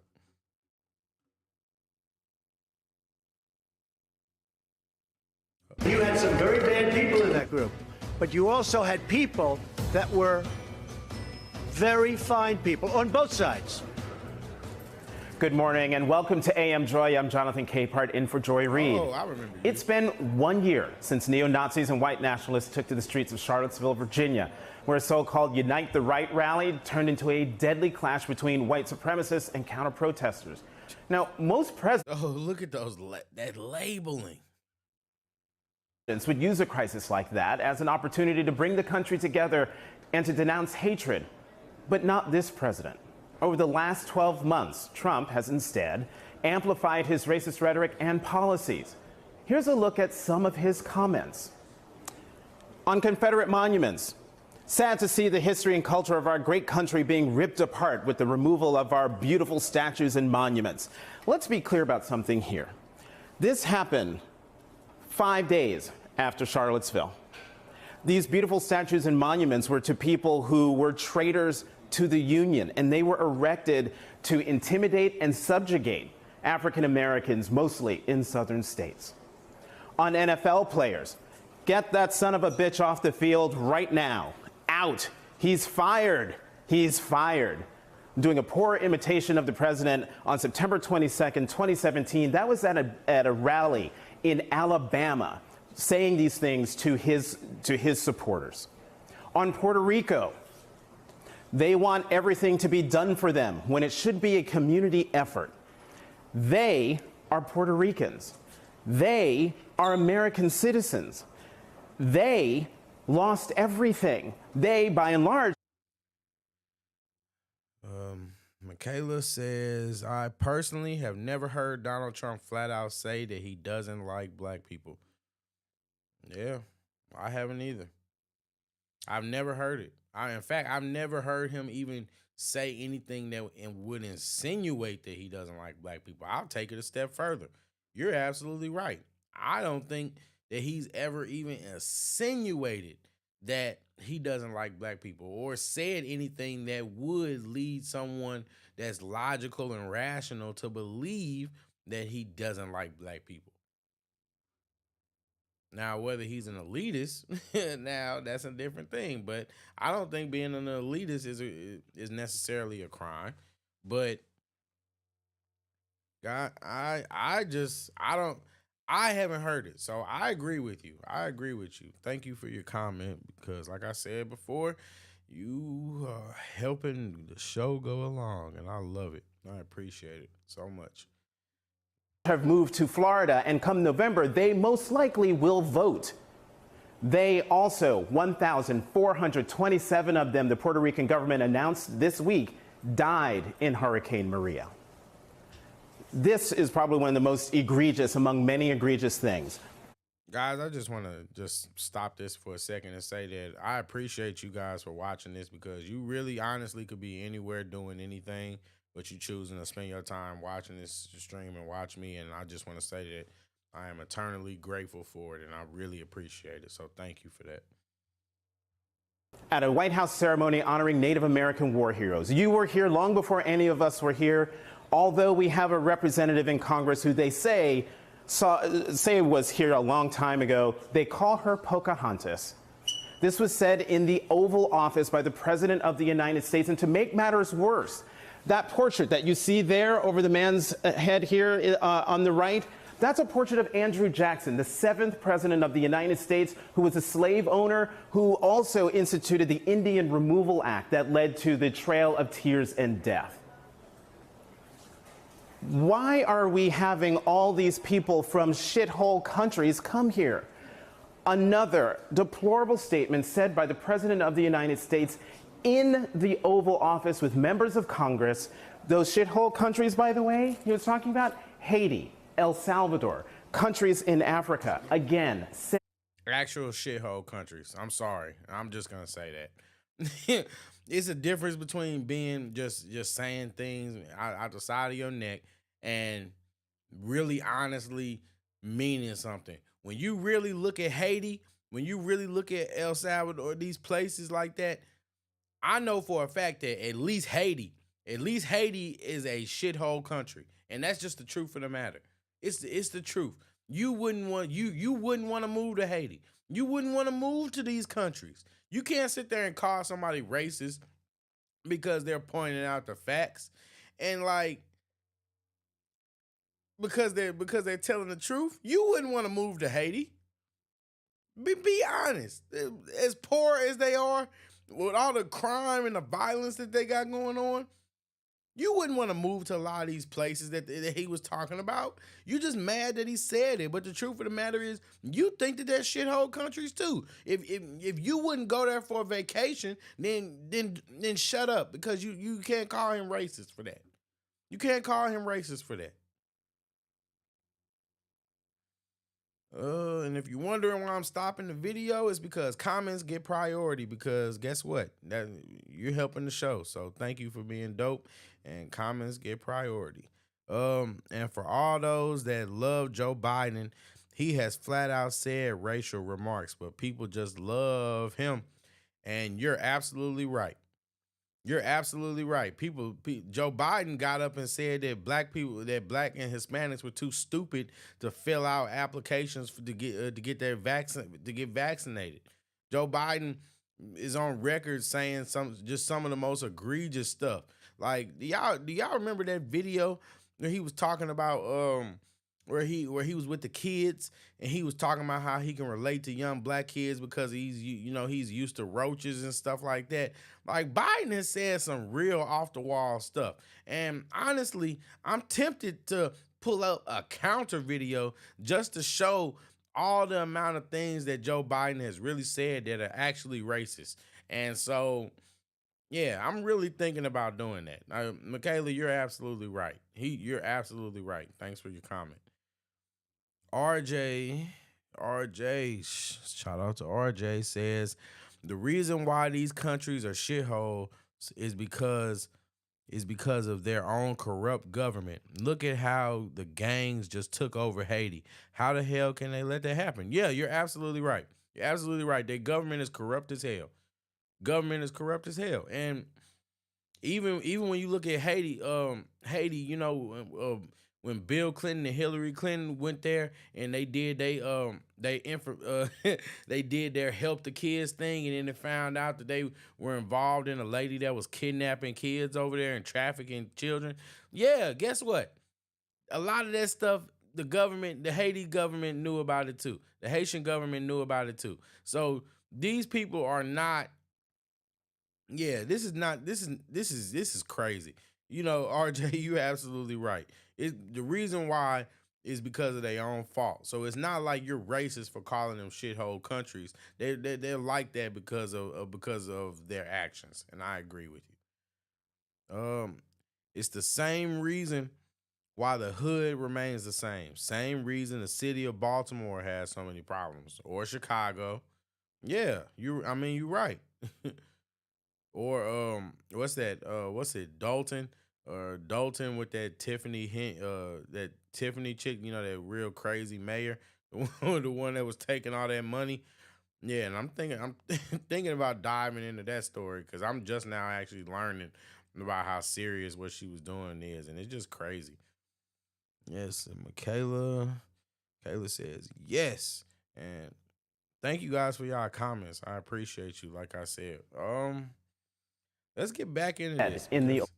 I think that they're being disingenuous, and that's usually the word that comes to mind whenever I'm actually speaking about the left. And I'm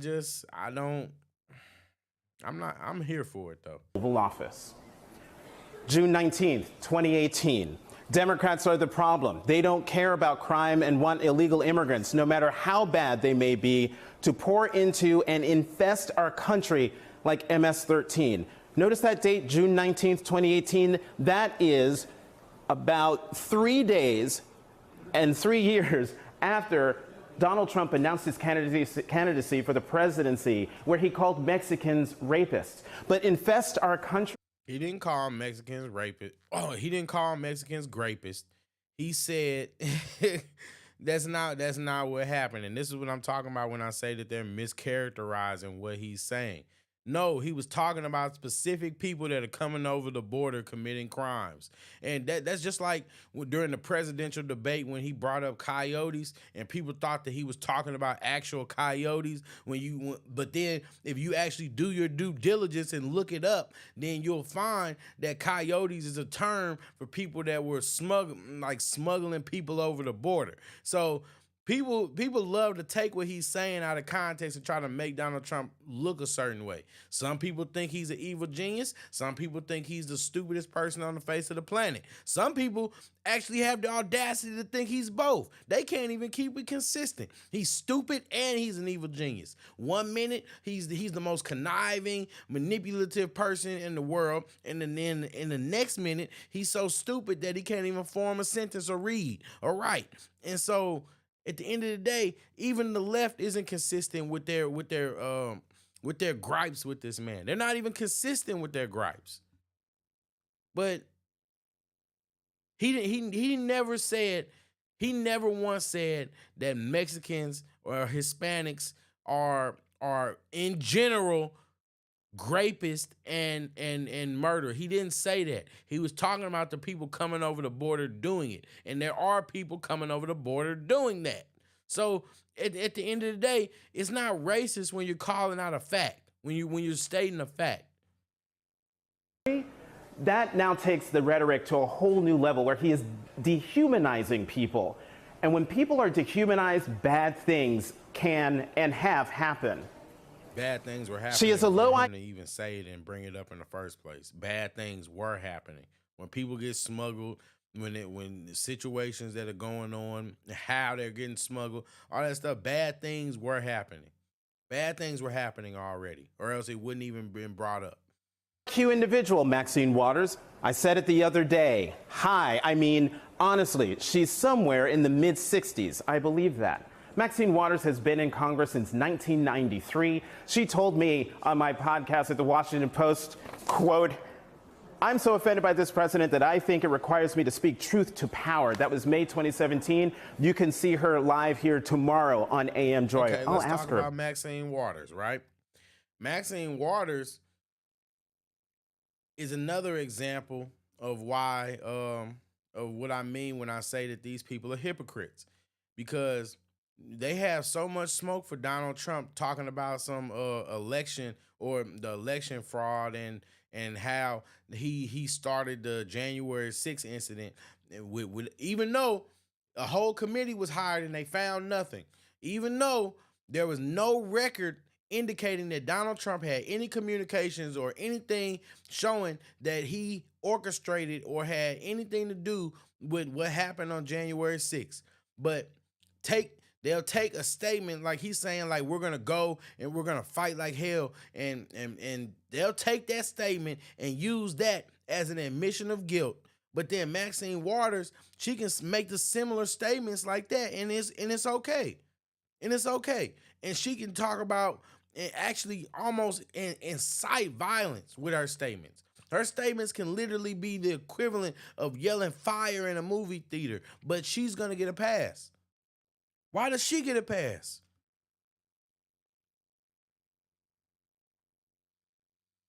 Oh my God, Michaela, shout out to you. First super chat, guys. Oh shit. Golly, thank you. Michaela says, Michaela with the $5 super chat. Oh my God, finally got to say that. Thank you so much. Michaela with the $5 super chat says, "Thanks, Jay. Your channel just wants us to come together and stop the foolishness that we have in our culture. I hope people can see that." Yeah, I agree. People, you know, I'll be honest.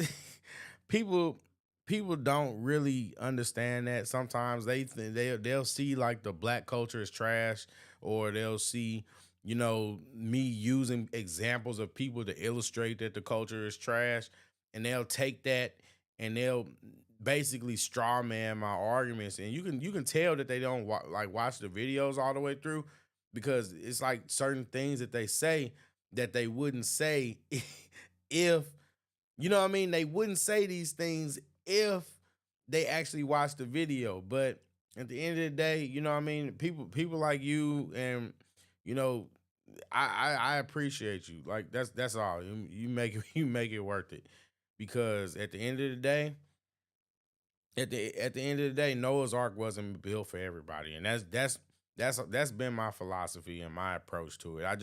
I look at it like Noah's Ark. Noah's Ark just wasn't made for everybody. You know, save who you can, and you know, help who you can, and that's just how it has to be. But thanks again for the super chat. You my first one, and I really appreciate that. So thank you. Salute.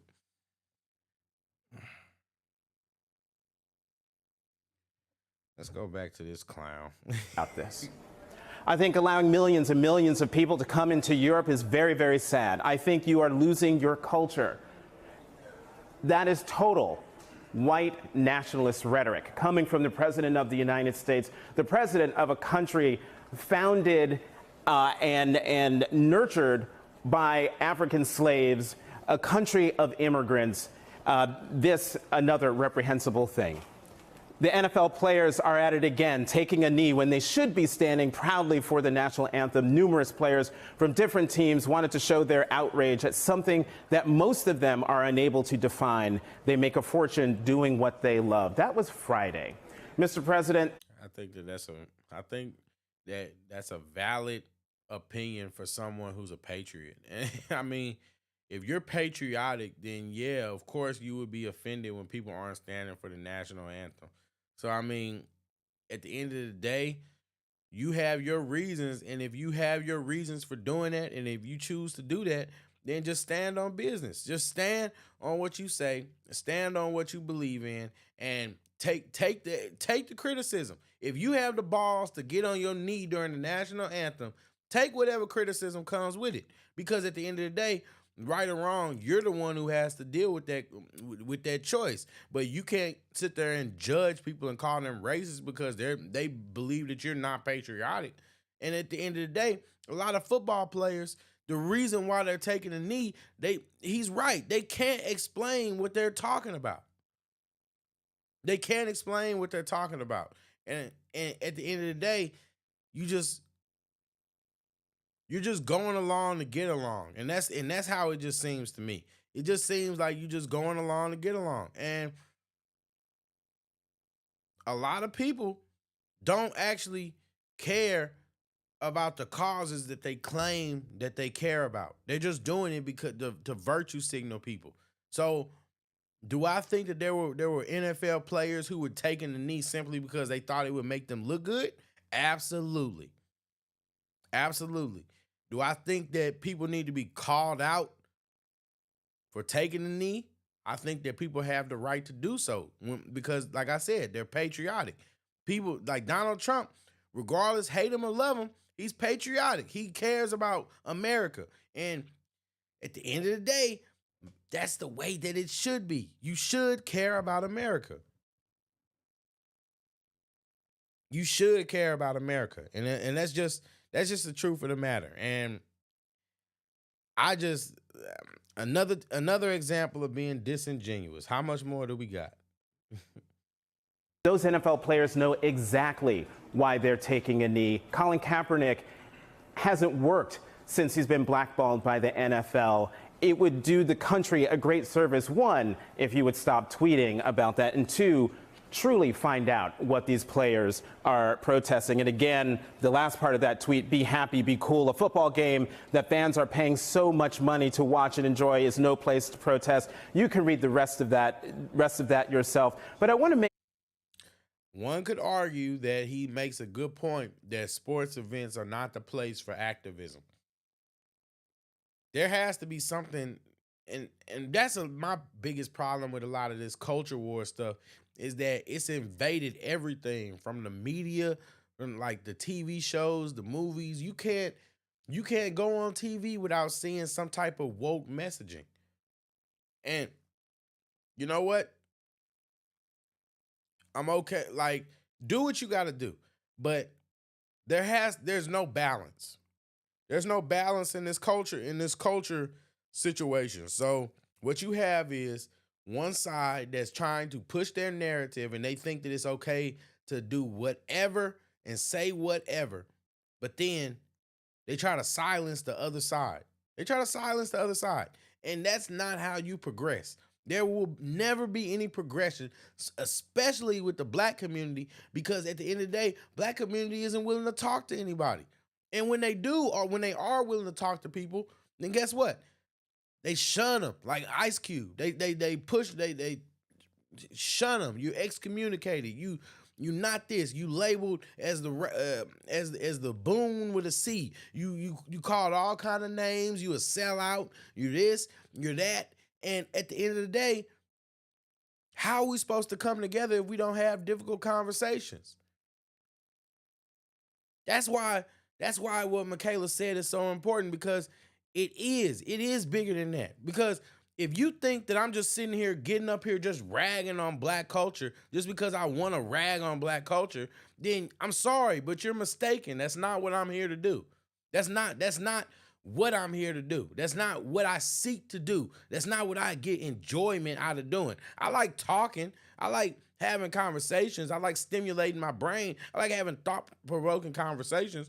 But the culture, the black culture and the black community needs to have discussions, and nobody is willing to have these conversations. And whenever people do, they get silenced. So obviously somebody needs to do it in a balanced way to where you don't have to worry about censorship, but you also don't have to worry about them being compromised in their beliefs. Nobody, there are no strings on me. So I'm never going to sit there and get up here and say something that I don't believe or that I don't agree with. Everything that I say is what I stand on. And yeah, I mean, it's just the truth. And a lot of these people, like this guy, you think that there aren't any strings holding him, dictating what he can say, what he can talk about, the box that he can operate within? These people are sheep, like real sheep. And it's sad to watch. It's sad to watch because at the end of the day, how are you supposed to help them? How are you supposed to help them? The only thing we can do is talk, communicate, and have conversation. Have the conversation and hope that it can spark something that can wake these people up from the matrix. Because at the end of the day, there are people that are not in that matrix, and they're doing it, and they're doing what needs to be done. But they'll shun you. They'll shun that person. They'll criticize that person. I don't think that you need to be perfect. I don't believe in being perfect. But there was a comment earlier about needing to embrace people like Candace Owens and needing to embrace people like Ben Carson. And the reason is because they represent that you can get somewhere in the Black community without being ghetto, without being hood, without being just having to be a rapper or having to be, you know what I mean? And that's why I'm so hard on Fannie Willis and Nathan Wade, because they're supposed to represent the best of normal people, regular people, real people. Entertainers are entertainers. They live by a different set of rules, a different set of circumstances. They shouldn't be looked at as community leaders and guides. But Fannie Willis, Nathan Wade, they should be people that young boys and young girls can look up to.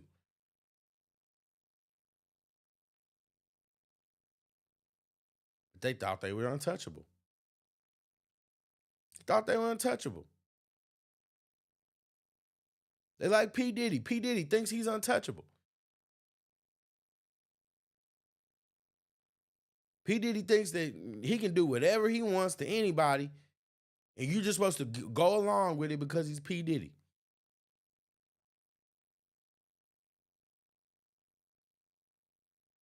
And talk about a rabbit hole. We can go down. We can go down that rabbit hole.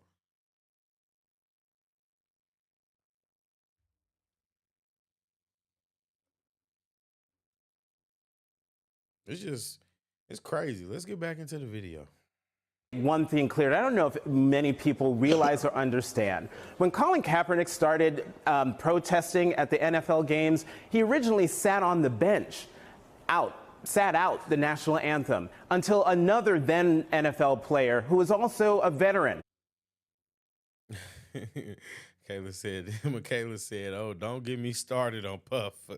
I wanted to do look, when I tell you this stream was almost about Puff Daddy so bad, it was almost about Puff Daddy. I was getting ready to go through that whole document because that guy is wild and he honestly needs to be stopped.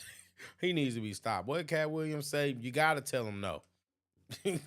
Puffy be winning the party and you got to tell him no. This is just too much. It's too much. Oh, my goodness gracious. Oh my goodness gracious. Okay, exactly, a rabbit hole. That guy is scary. Real life. Real life. Thank you for your comments, Michaela. I appreciate you so much.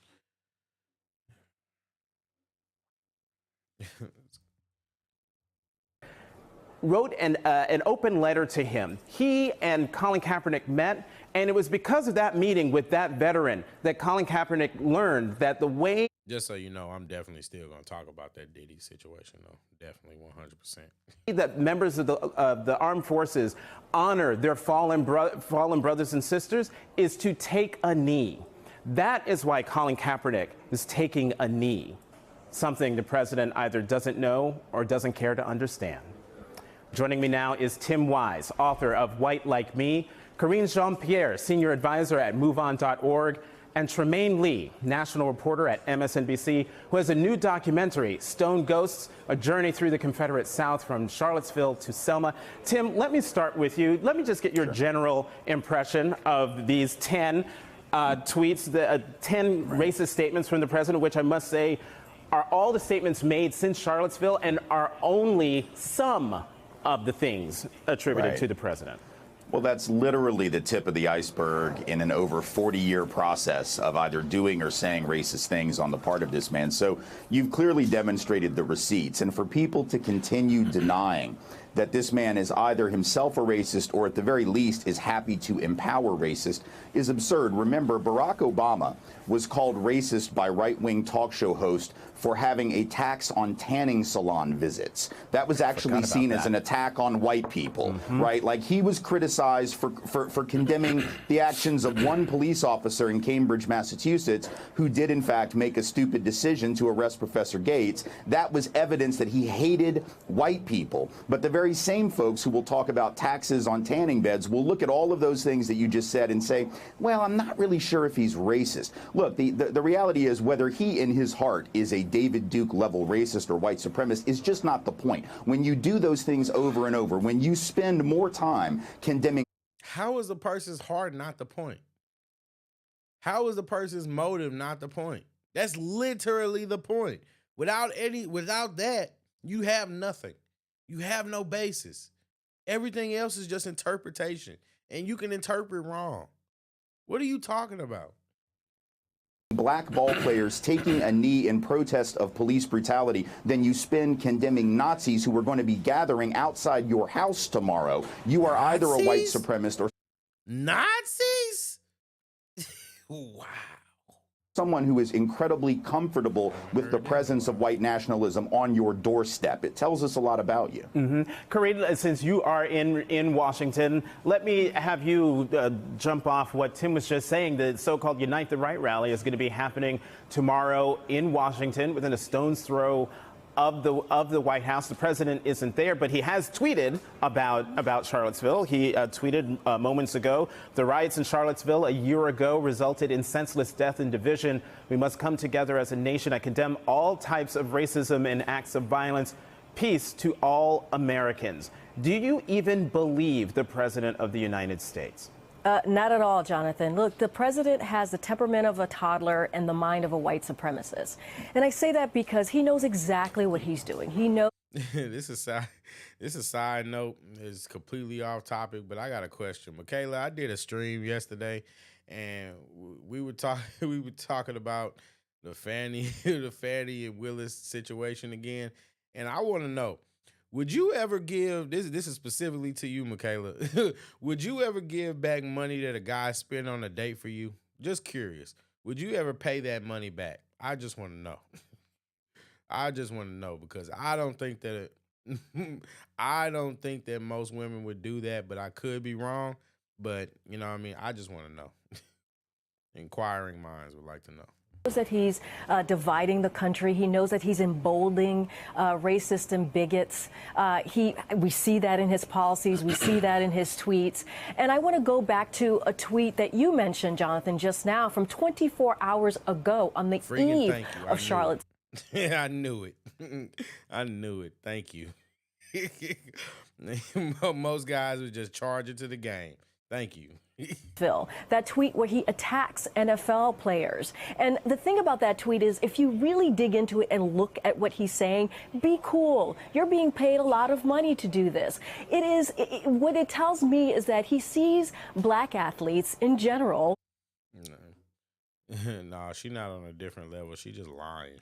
She lying. She knows she ain't paid that man nothing. She didn't give him back nothing. She's just lying. She's lying. Thank you. Thanks for the comment. As entertainers, not as American citizens, not as, hey, these are people who are American citizens who really care about what's going on with racial inequality in this country. That is what they're talking about. But what does he do? He says, be quiet and play. You're getting paid a lot of money to do that. So why don't you just do that? And so that is the problem with this president. And it's not just entertainers and black players. It is also black figures just in general. And he uses it by saying things like attacking IQs, right? Attacking what is it that you're upset about? You have everything that you can possibly need. And the last thing I'll say here on this point, Jonathan, is that this week we remember the birthdays of Michael Brown, who would have been 22 years old. Isn't that the chick that became his press secretary? Do my eyes deceive me? This video is like 5 years old, so I'm wondering, is that the chick that became Joe Biden's press secretary? This week, and also Stephon Clark, who would have been 24 years old this week, both killed by police officers and never have gotten, their families haven't gotten any type of, satisfaction or anything for their deaths.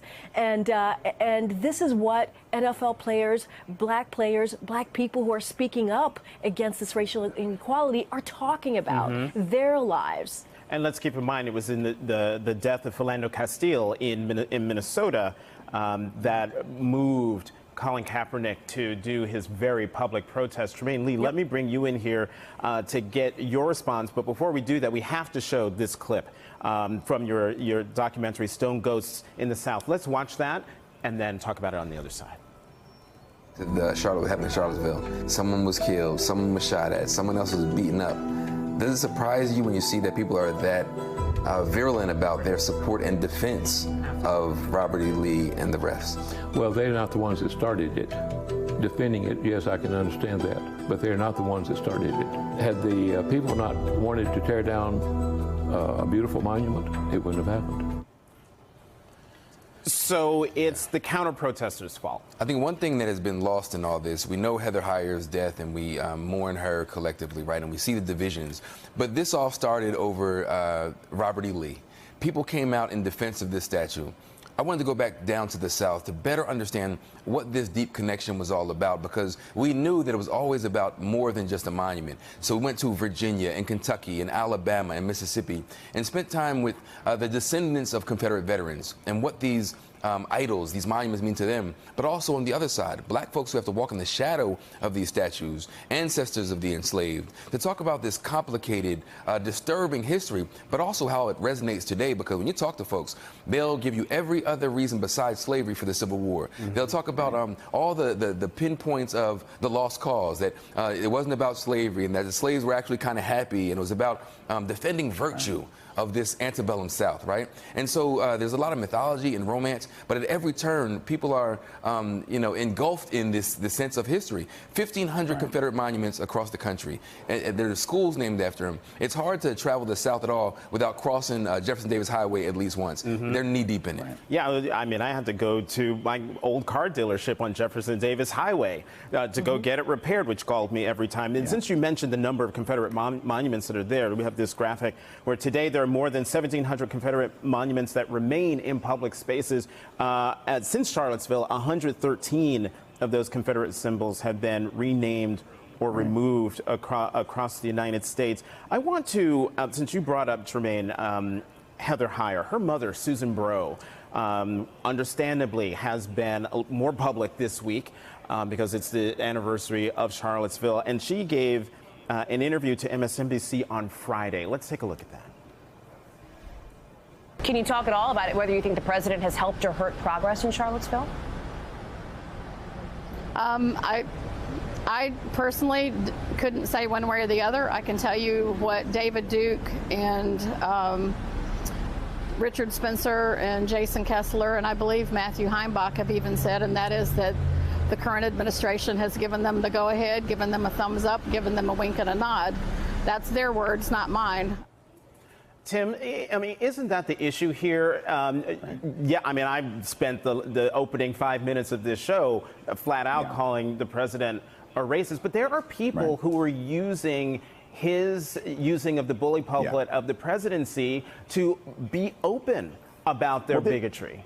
This is the thing, and if Donald Trump were a remotely decent human being and felt as though he were being misunderstood by David Duke, misunderstood by Richard Spencer, misunderstood by Matt Heimbach, and these people who seem to think that he's on their side, what he would do is he would go before the American people and go, oh my God, I'm so sorry, this is not what I mean at all, and I absolutely reject every aspect of what you're saying. But the reality is that he is slowly at the level of public policy and rhetoric around immigration, around crime, around the very issues that neo-Nazis have been talking about for years. He is caping their rhetoric. So in that regard, that is why they feel emboldened, because not only is he not condemning them, not only is he not saying, oh my God, you totally are misunderstanding me, let me clarify, he is actually giving them aid and comfort. And you know, I much prefer, it's funny, here's a guy whose motto was make America great again. Well, America, of course, was never great for people of color, but one of the things that... Wrong. I knew he was going to say that. It's not true. America has had several points in history where it's actually been great for people of color, and specifically black folks. There, you know, you can name the Black Wall Street, you can name the period during Reconstruction, you know what I mean? Let's see, that period between Reconstruction and Jim Crow. Then now, let's talk about now, where so many black people are specifically in positions where they almost can be equal, if not superior, to the average white man. Right now, we have some of the most benefits, or we experience some of the most beneficial, lavish lifestyles, you know, that blacks have ever experienced. But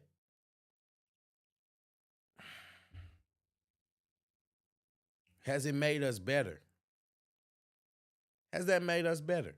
It's made individuals better, but as a culture, has that really made us better? Because when you really look at it, we were better off back then. We were better off back then because we had stronger families. Men and women didn't openly have this ongoing gender war situation going on between them.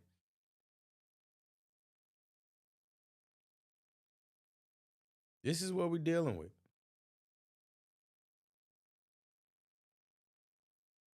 And just to be honest, it's just not true. It's not true.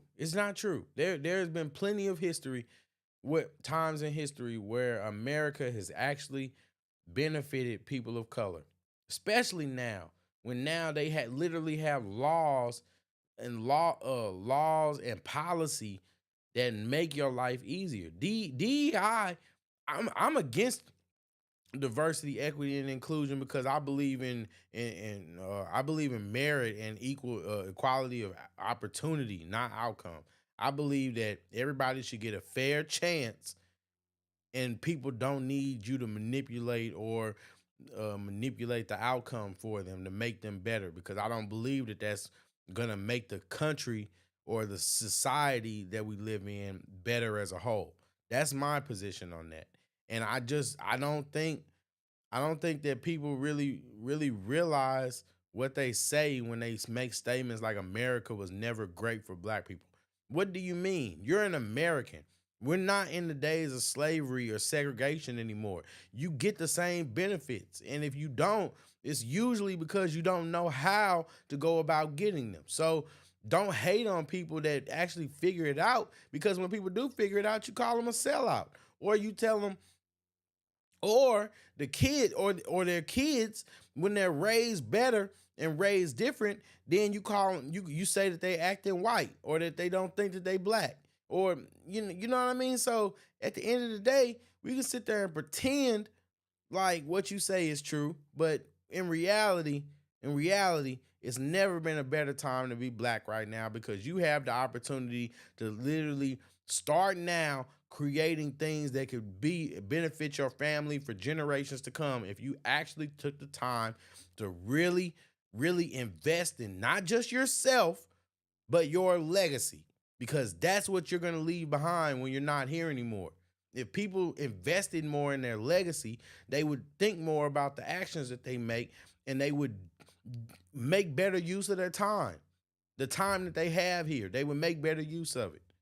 That's just my opinion. Let me know if I'm tripping.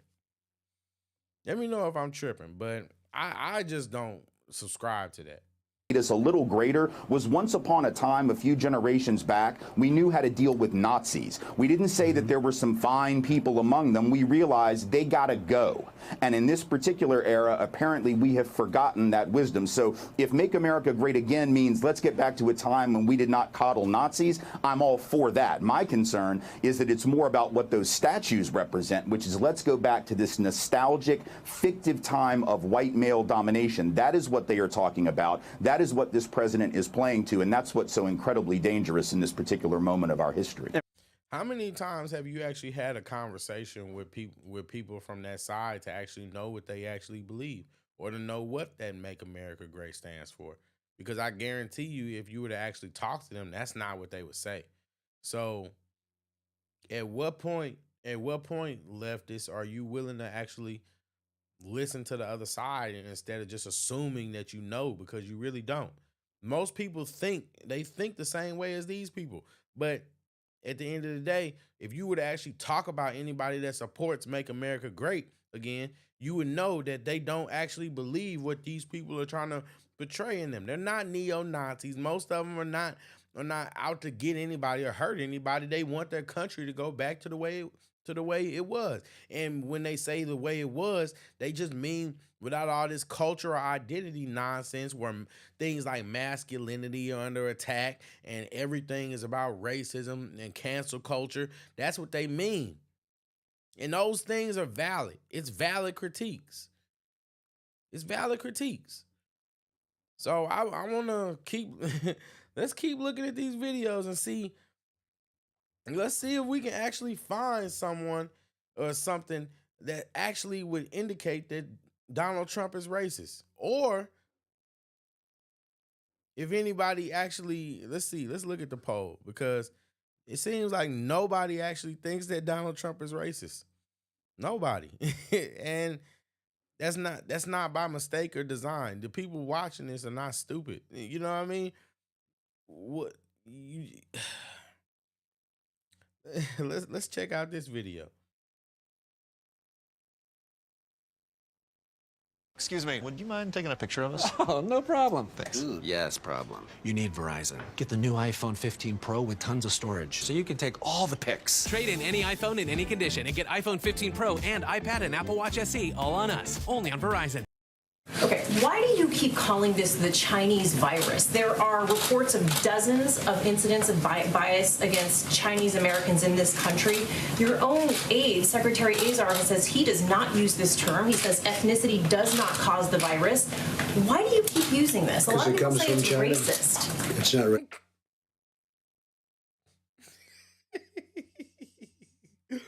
Okay, why do you keep calling this the Chinese virus? There are reports of dozens of incidents of bias against Chinese Americans in this country. Your own aide, Secretary Azar, says he does not use this term. He says ethnicity does not cause the virus. Why do you keep using this? A lot of people say it's racist. It's not racist at all. No, not at all. It comes from China. That's why. From China. It's classic. Classic.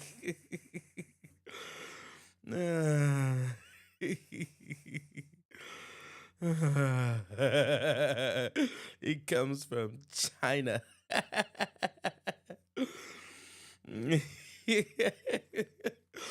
Oh, man.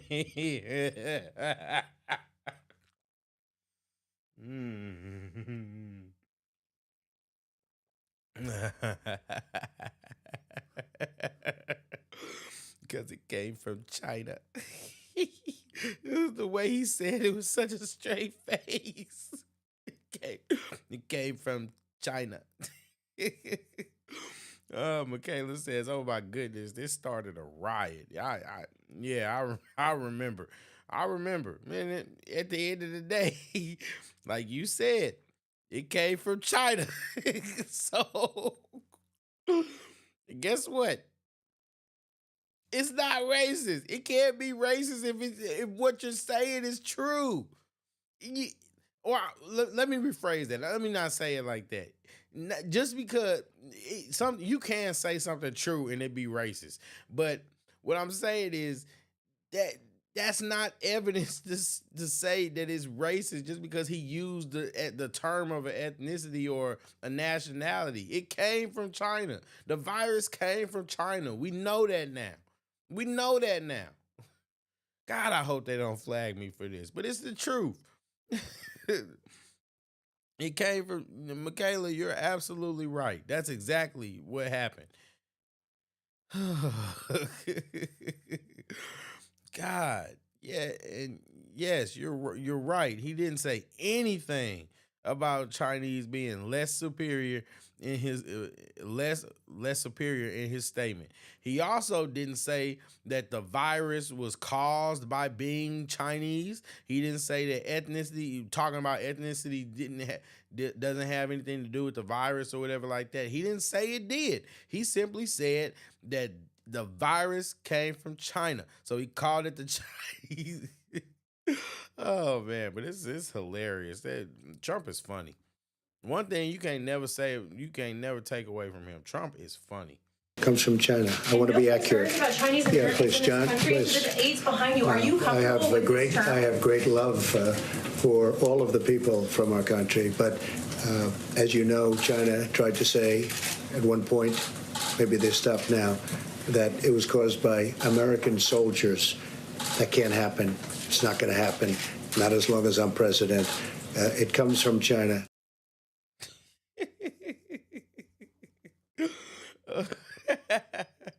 Okay, there was another video. Donald Trump that's believed to be. Do you think that is racist? Do you think that that's racist? Let's look at another video.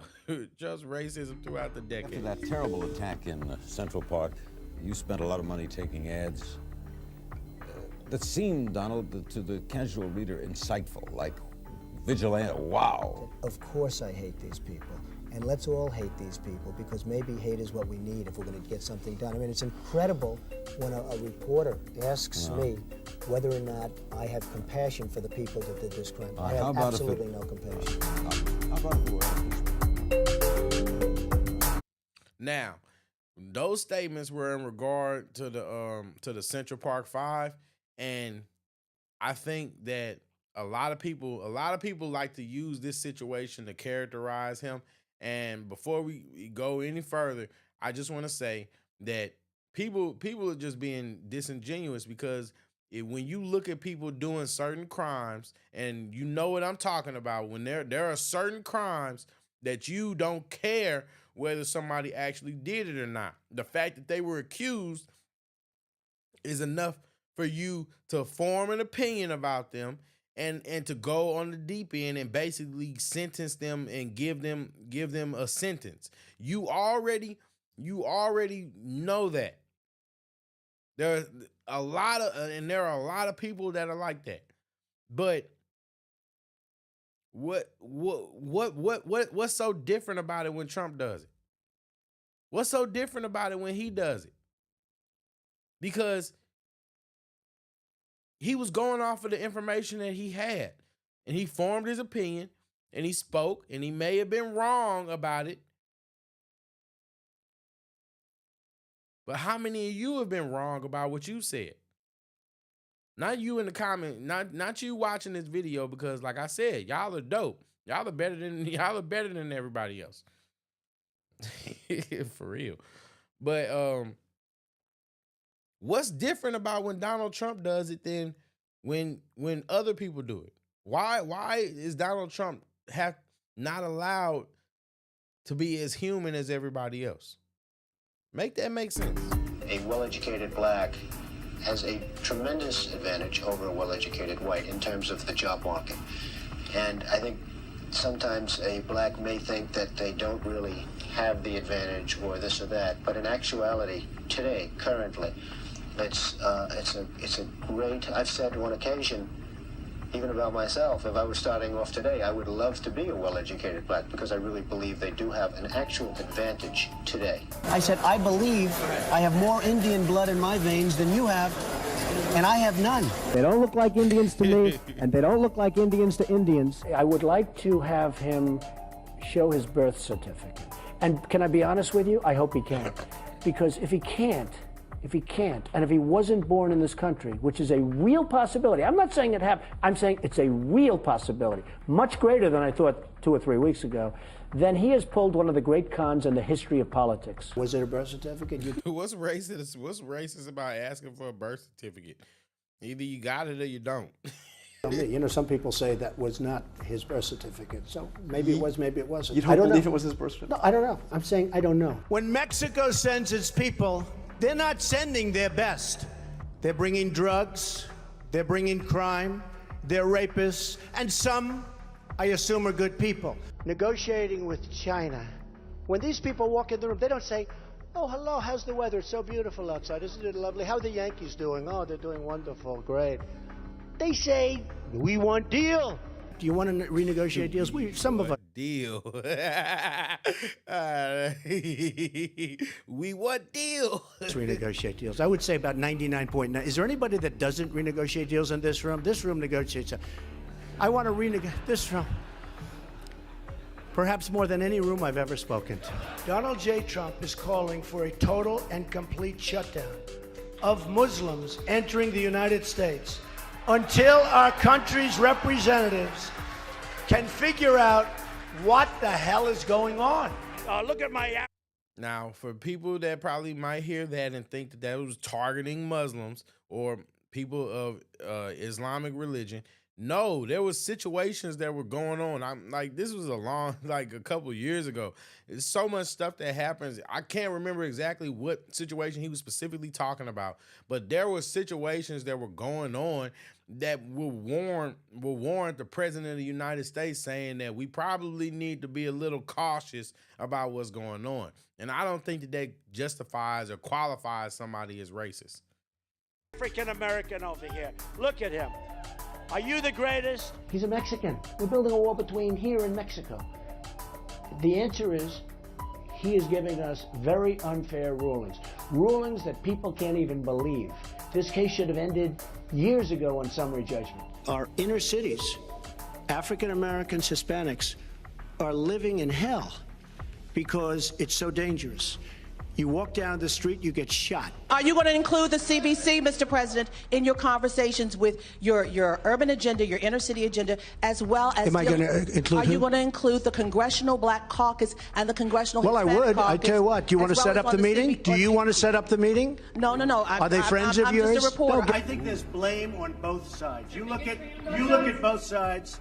I think there's blame on both sides, and I have no doubt about it, and you don't have any doubt about it either. You were here long before any of us were here. Although we have a representative in Congress who they say was here a long time ago. They call her Pocahontas. But you know what? I like you. Because priority goes to the comments, guys. So Michaela says the hate comes from him speaking the truth. People do not like the truth. Look at Cat Williams and what Hollywood has done to him, shunning him out for the truth. But I digress. Yeah, you're absolutely right. You're absolutely right. They don't like the truth, and when you speak the truth, if the truth conflicts with what they believe in or what they are trying to push, then they're gonna try to shut you up. And they've been trying to shut the Donald Trump up since the beginning.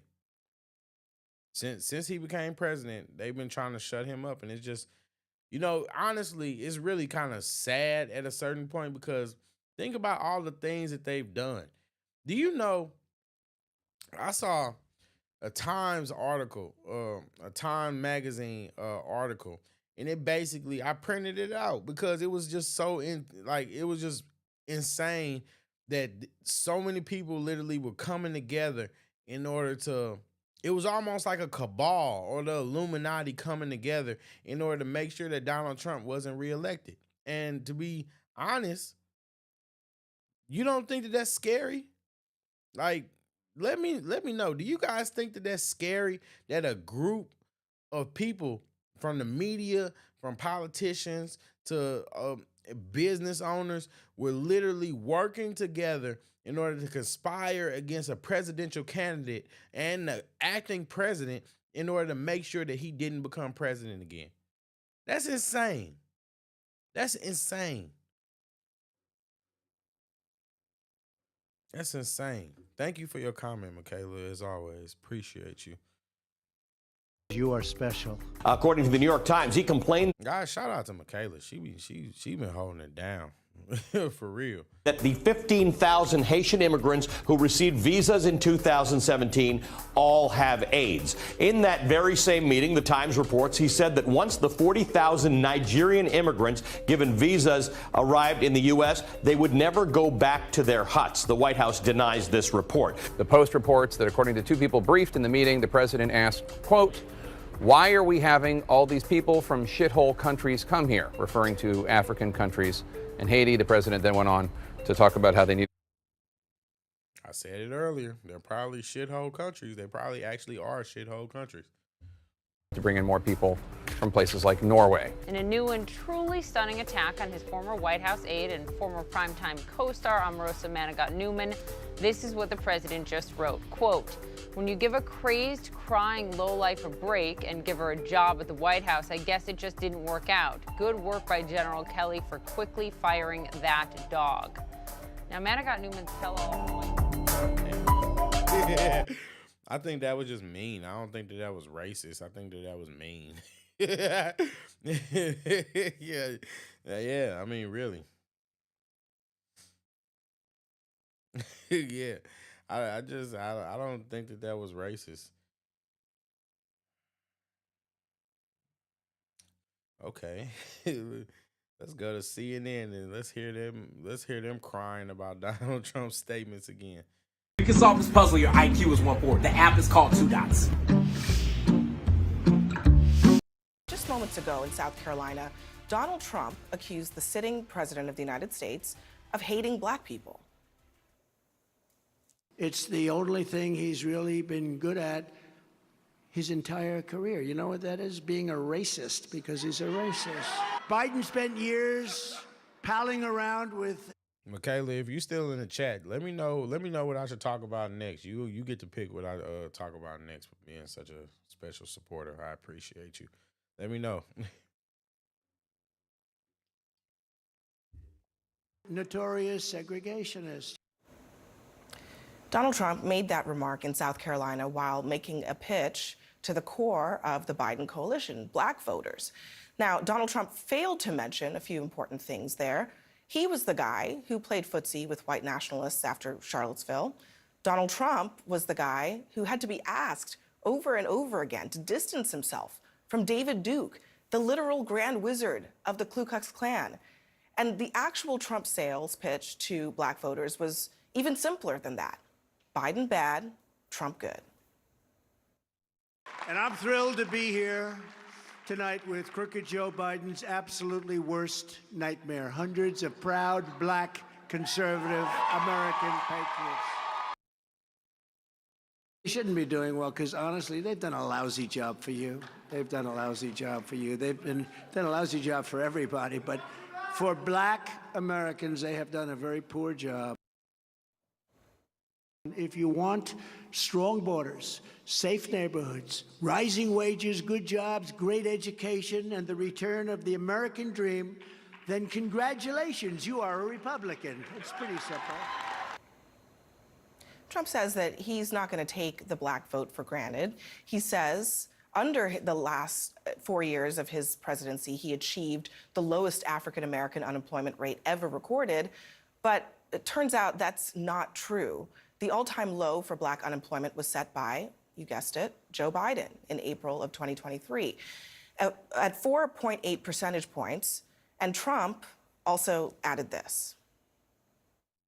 Unlike racist Joe Biden, I've spent my entire life working hand in hand with black Americans to create jobs, build buildings, invest in our communities. I want to tell you, a black worker is a great worker. All right, well, let's put aside treating black people like a monolith, which what was he he about to did say? over and over again. Nah, why you cut him off? What was he about to say? Why you didn't want the full context of the statement? Oh man. Not sneaky. Donald Trump's career has been marked by a detailed history of racism. He was sued in the 1970s for housing discrimination based on race. He settled that suit, and Trump also gave a pretty stunning reason for why he says black voters like him now. I got indicted for nothing, for something that is nothing. And a lot of people said that that's why the black people like me, because they have been hurt so badly and discriminated against. I want to start with Republican strategist Chair Michael Singleton, along with former communications director for Vice President Harris and former senior advisor to House Speaker Nancy Pelosi, Ashley Etienne. I am going to start with you, Ashley, because Thank you. I think he needs to defend his party and the head of his party. The idea that Trump being indicted multiple times makes him simpatico with black people in this country is what? I mean, here's the thing. I couldn't be more, and I'm going to take the privilege of speaking for all black people. I couldn't be more offended by that statement. And I just find it very rich. And here's the other thing. Him saying black the way that he did, it just felt mocking in some sense. But there's an added emphasis there. If I say this, you say ingenuous. This, ingenuous. This, ingenuous. I mean, just the emphasis on the B. But here's the real reality is, Trump can try to pander to black folks while insulting us at the same time in the same breath. But black folks aren't like any other voter, and voters really want to know at the end of the day, what have you done for me lately? And that's where Joe Biden actually has the advantage. To your point, 4% unemployment among African Americans, 14% when Trump was president.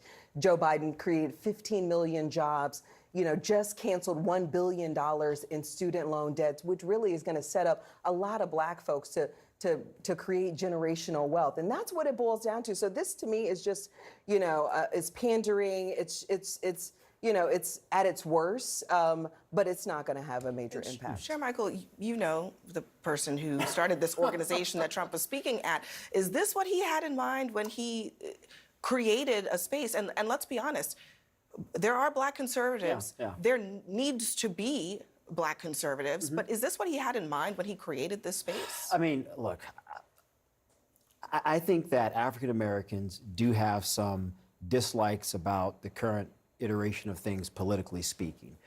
Trump mentioned the immigration issue. We've all seen videos and clips out of Chicago, out of New York City. I just talked about that on Jake's show a couple days ago.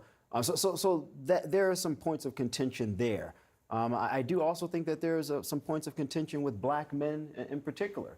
And Democrats have actually acknowledged this, that they recognize they need to work harder with black men. Now, am I saying that we're going to see a plethora of black men all of a sudden voting for Donald Trump beyond the 12% he received in 2020? That's not what I'm saying. But what I am saying is that any decrease in black men in key states like Georgia, perhaps Pennsylvania, these are key battleground states that President Biden won by very slim margins in 2020, that decrease could somehow give Trump some level of a mathematical advantage. But, I mean, there's all of that, and then there's what Trump said and did tonight. I want to play just one more bit of what Trump said tonight.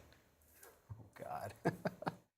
These lights are so bright in my eyes that I can't see too many people out there. But I can only see the black ones. I can't see any white ones, you see? That's how far I've come. That's how far I've come. That's a long way, isn't it? These lights. We've come a long way together. Hey, if you live in one of these cities right here, why don't you own an apartment building? Seriously, let me show you a path that could absolutely change your life Racist and reveal, unlock the big hot take. I mean, I don't even What know does what that even means. mean? I I was don't know what that waiting for him to throw gold sneakers into the audience. Speaking of the gold sneakers, speaking of the gold sneakers, I mean, this is part of the conversation here. This from Trump, you know, I saw conservatives complaining about Biden going and doing that video with black voters and eating a meal with them. The kids were eating fried chicken. They called that pandering. Is any of this, all of this pandering, is this the right way to reach black voters in general?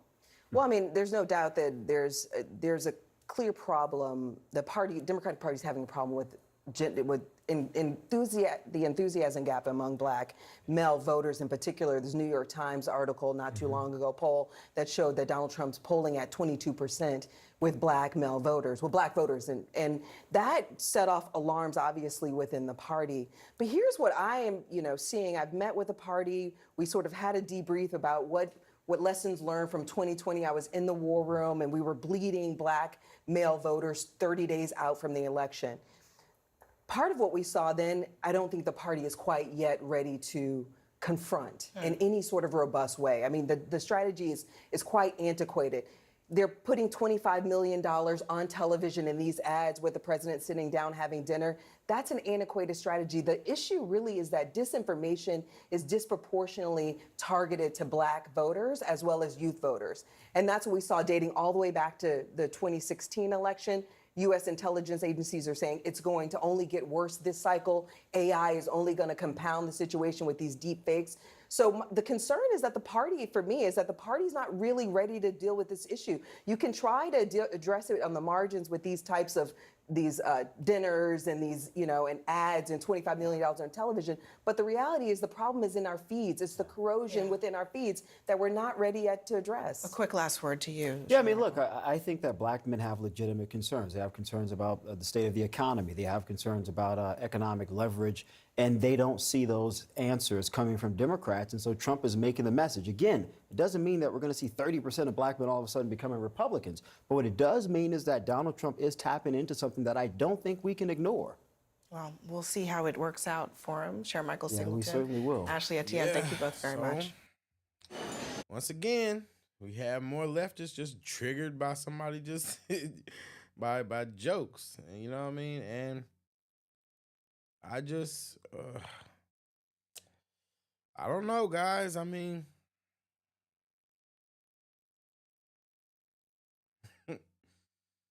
I don't know, guys. It's just, I just I just think it's funny.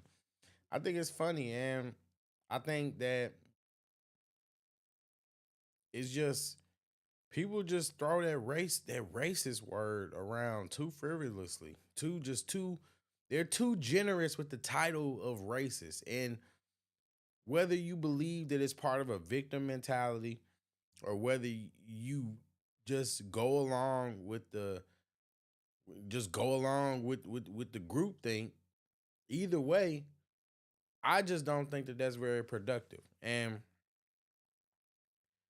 we need more people that are just willing to actually embrace free thought and just be willing to look at things as what they are instead of what they appear to be or how they feel. Yeah, Donald Trump saying that places in Africa or Haiti might be being a shithole country. Yeah, that might hurt your feelings.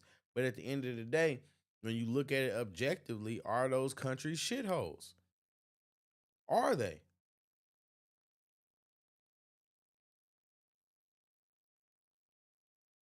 Then we have, like I said before, we have to look at the things that Joe Biden has said himself and look at the fact that you've ignored that.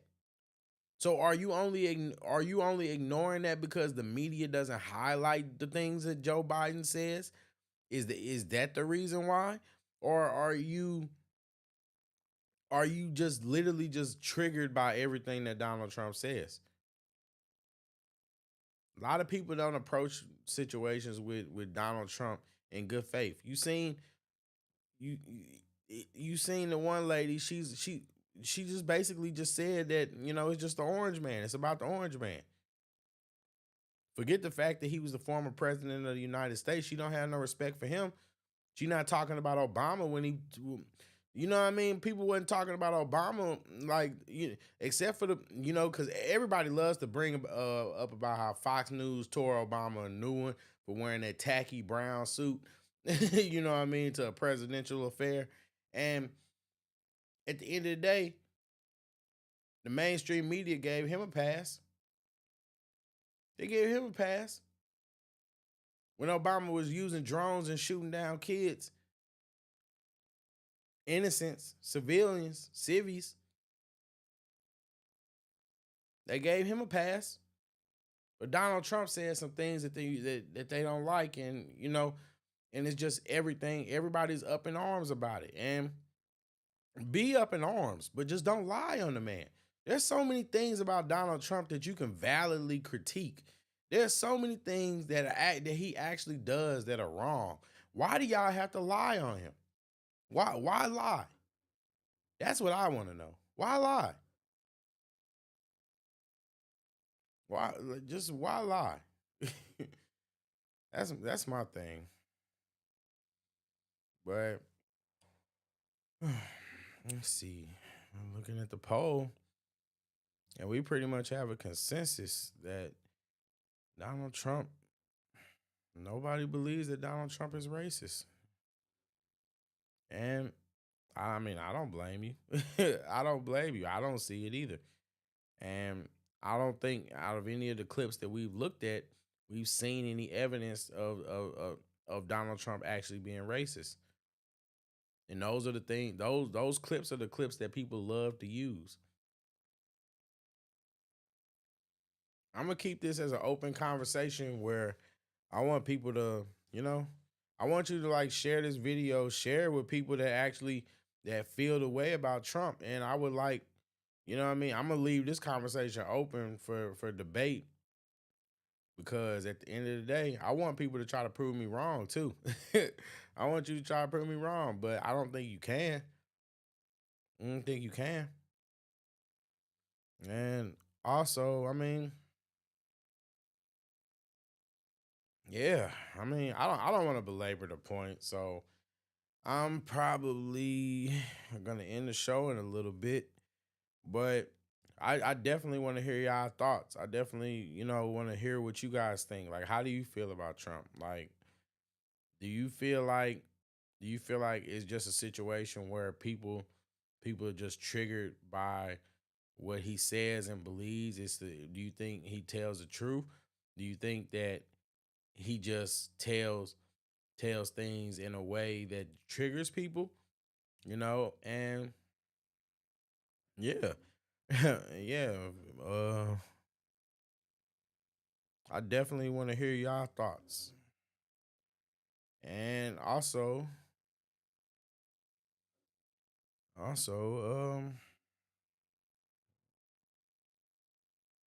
yeah, we've been going for 3 hours. I wasn't trying to keep y'all here this long, but I appreciate you guys for, rocking out with me. And I think, like I always say, I think y'all are dope. And, Michaela, if you still in the chat, you get priority to figure for the next topic. Just so you know. Just for always holding it down, because I appreciate you. And you get to, so just let me know some type of way. Let me know what I should talk about next, and then I'm gonna do the topic just for you. And let's see. Anything else I'm missing?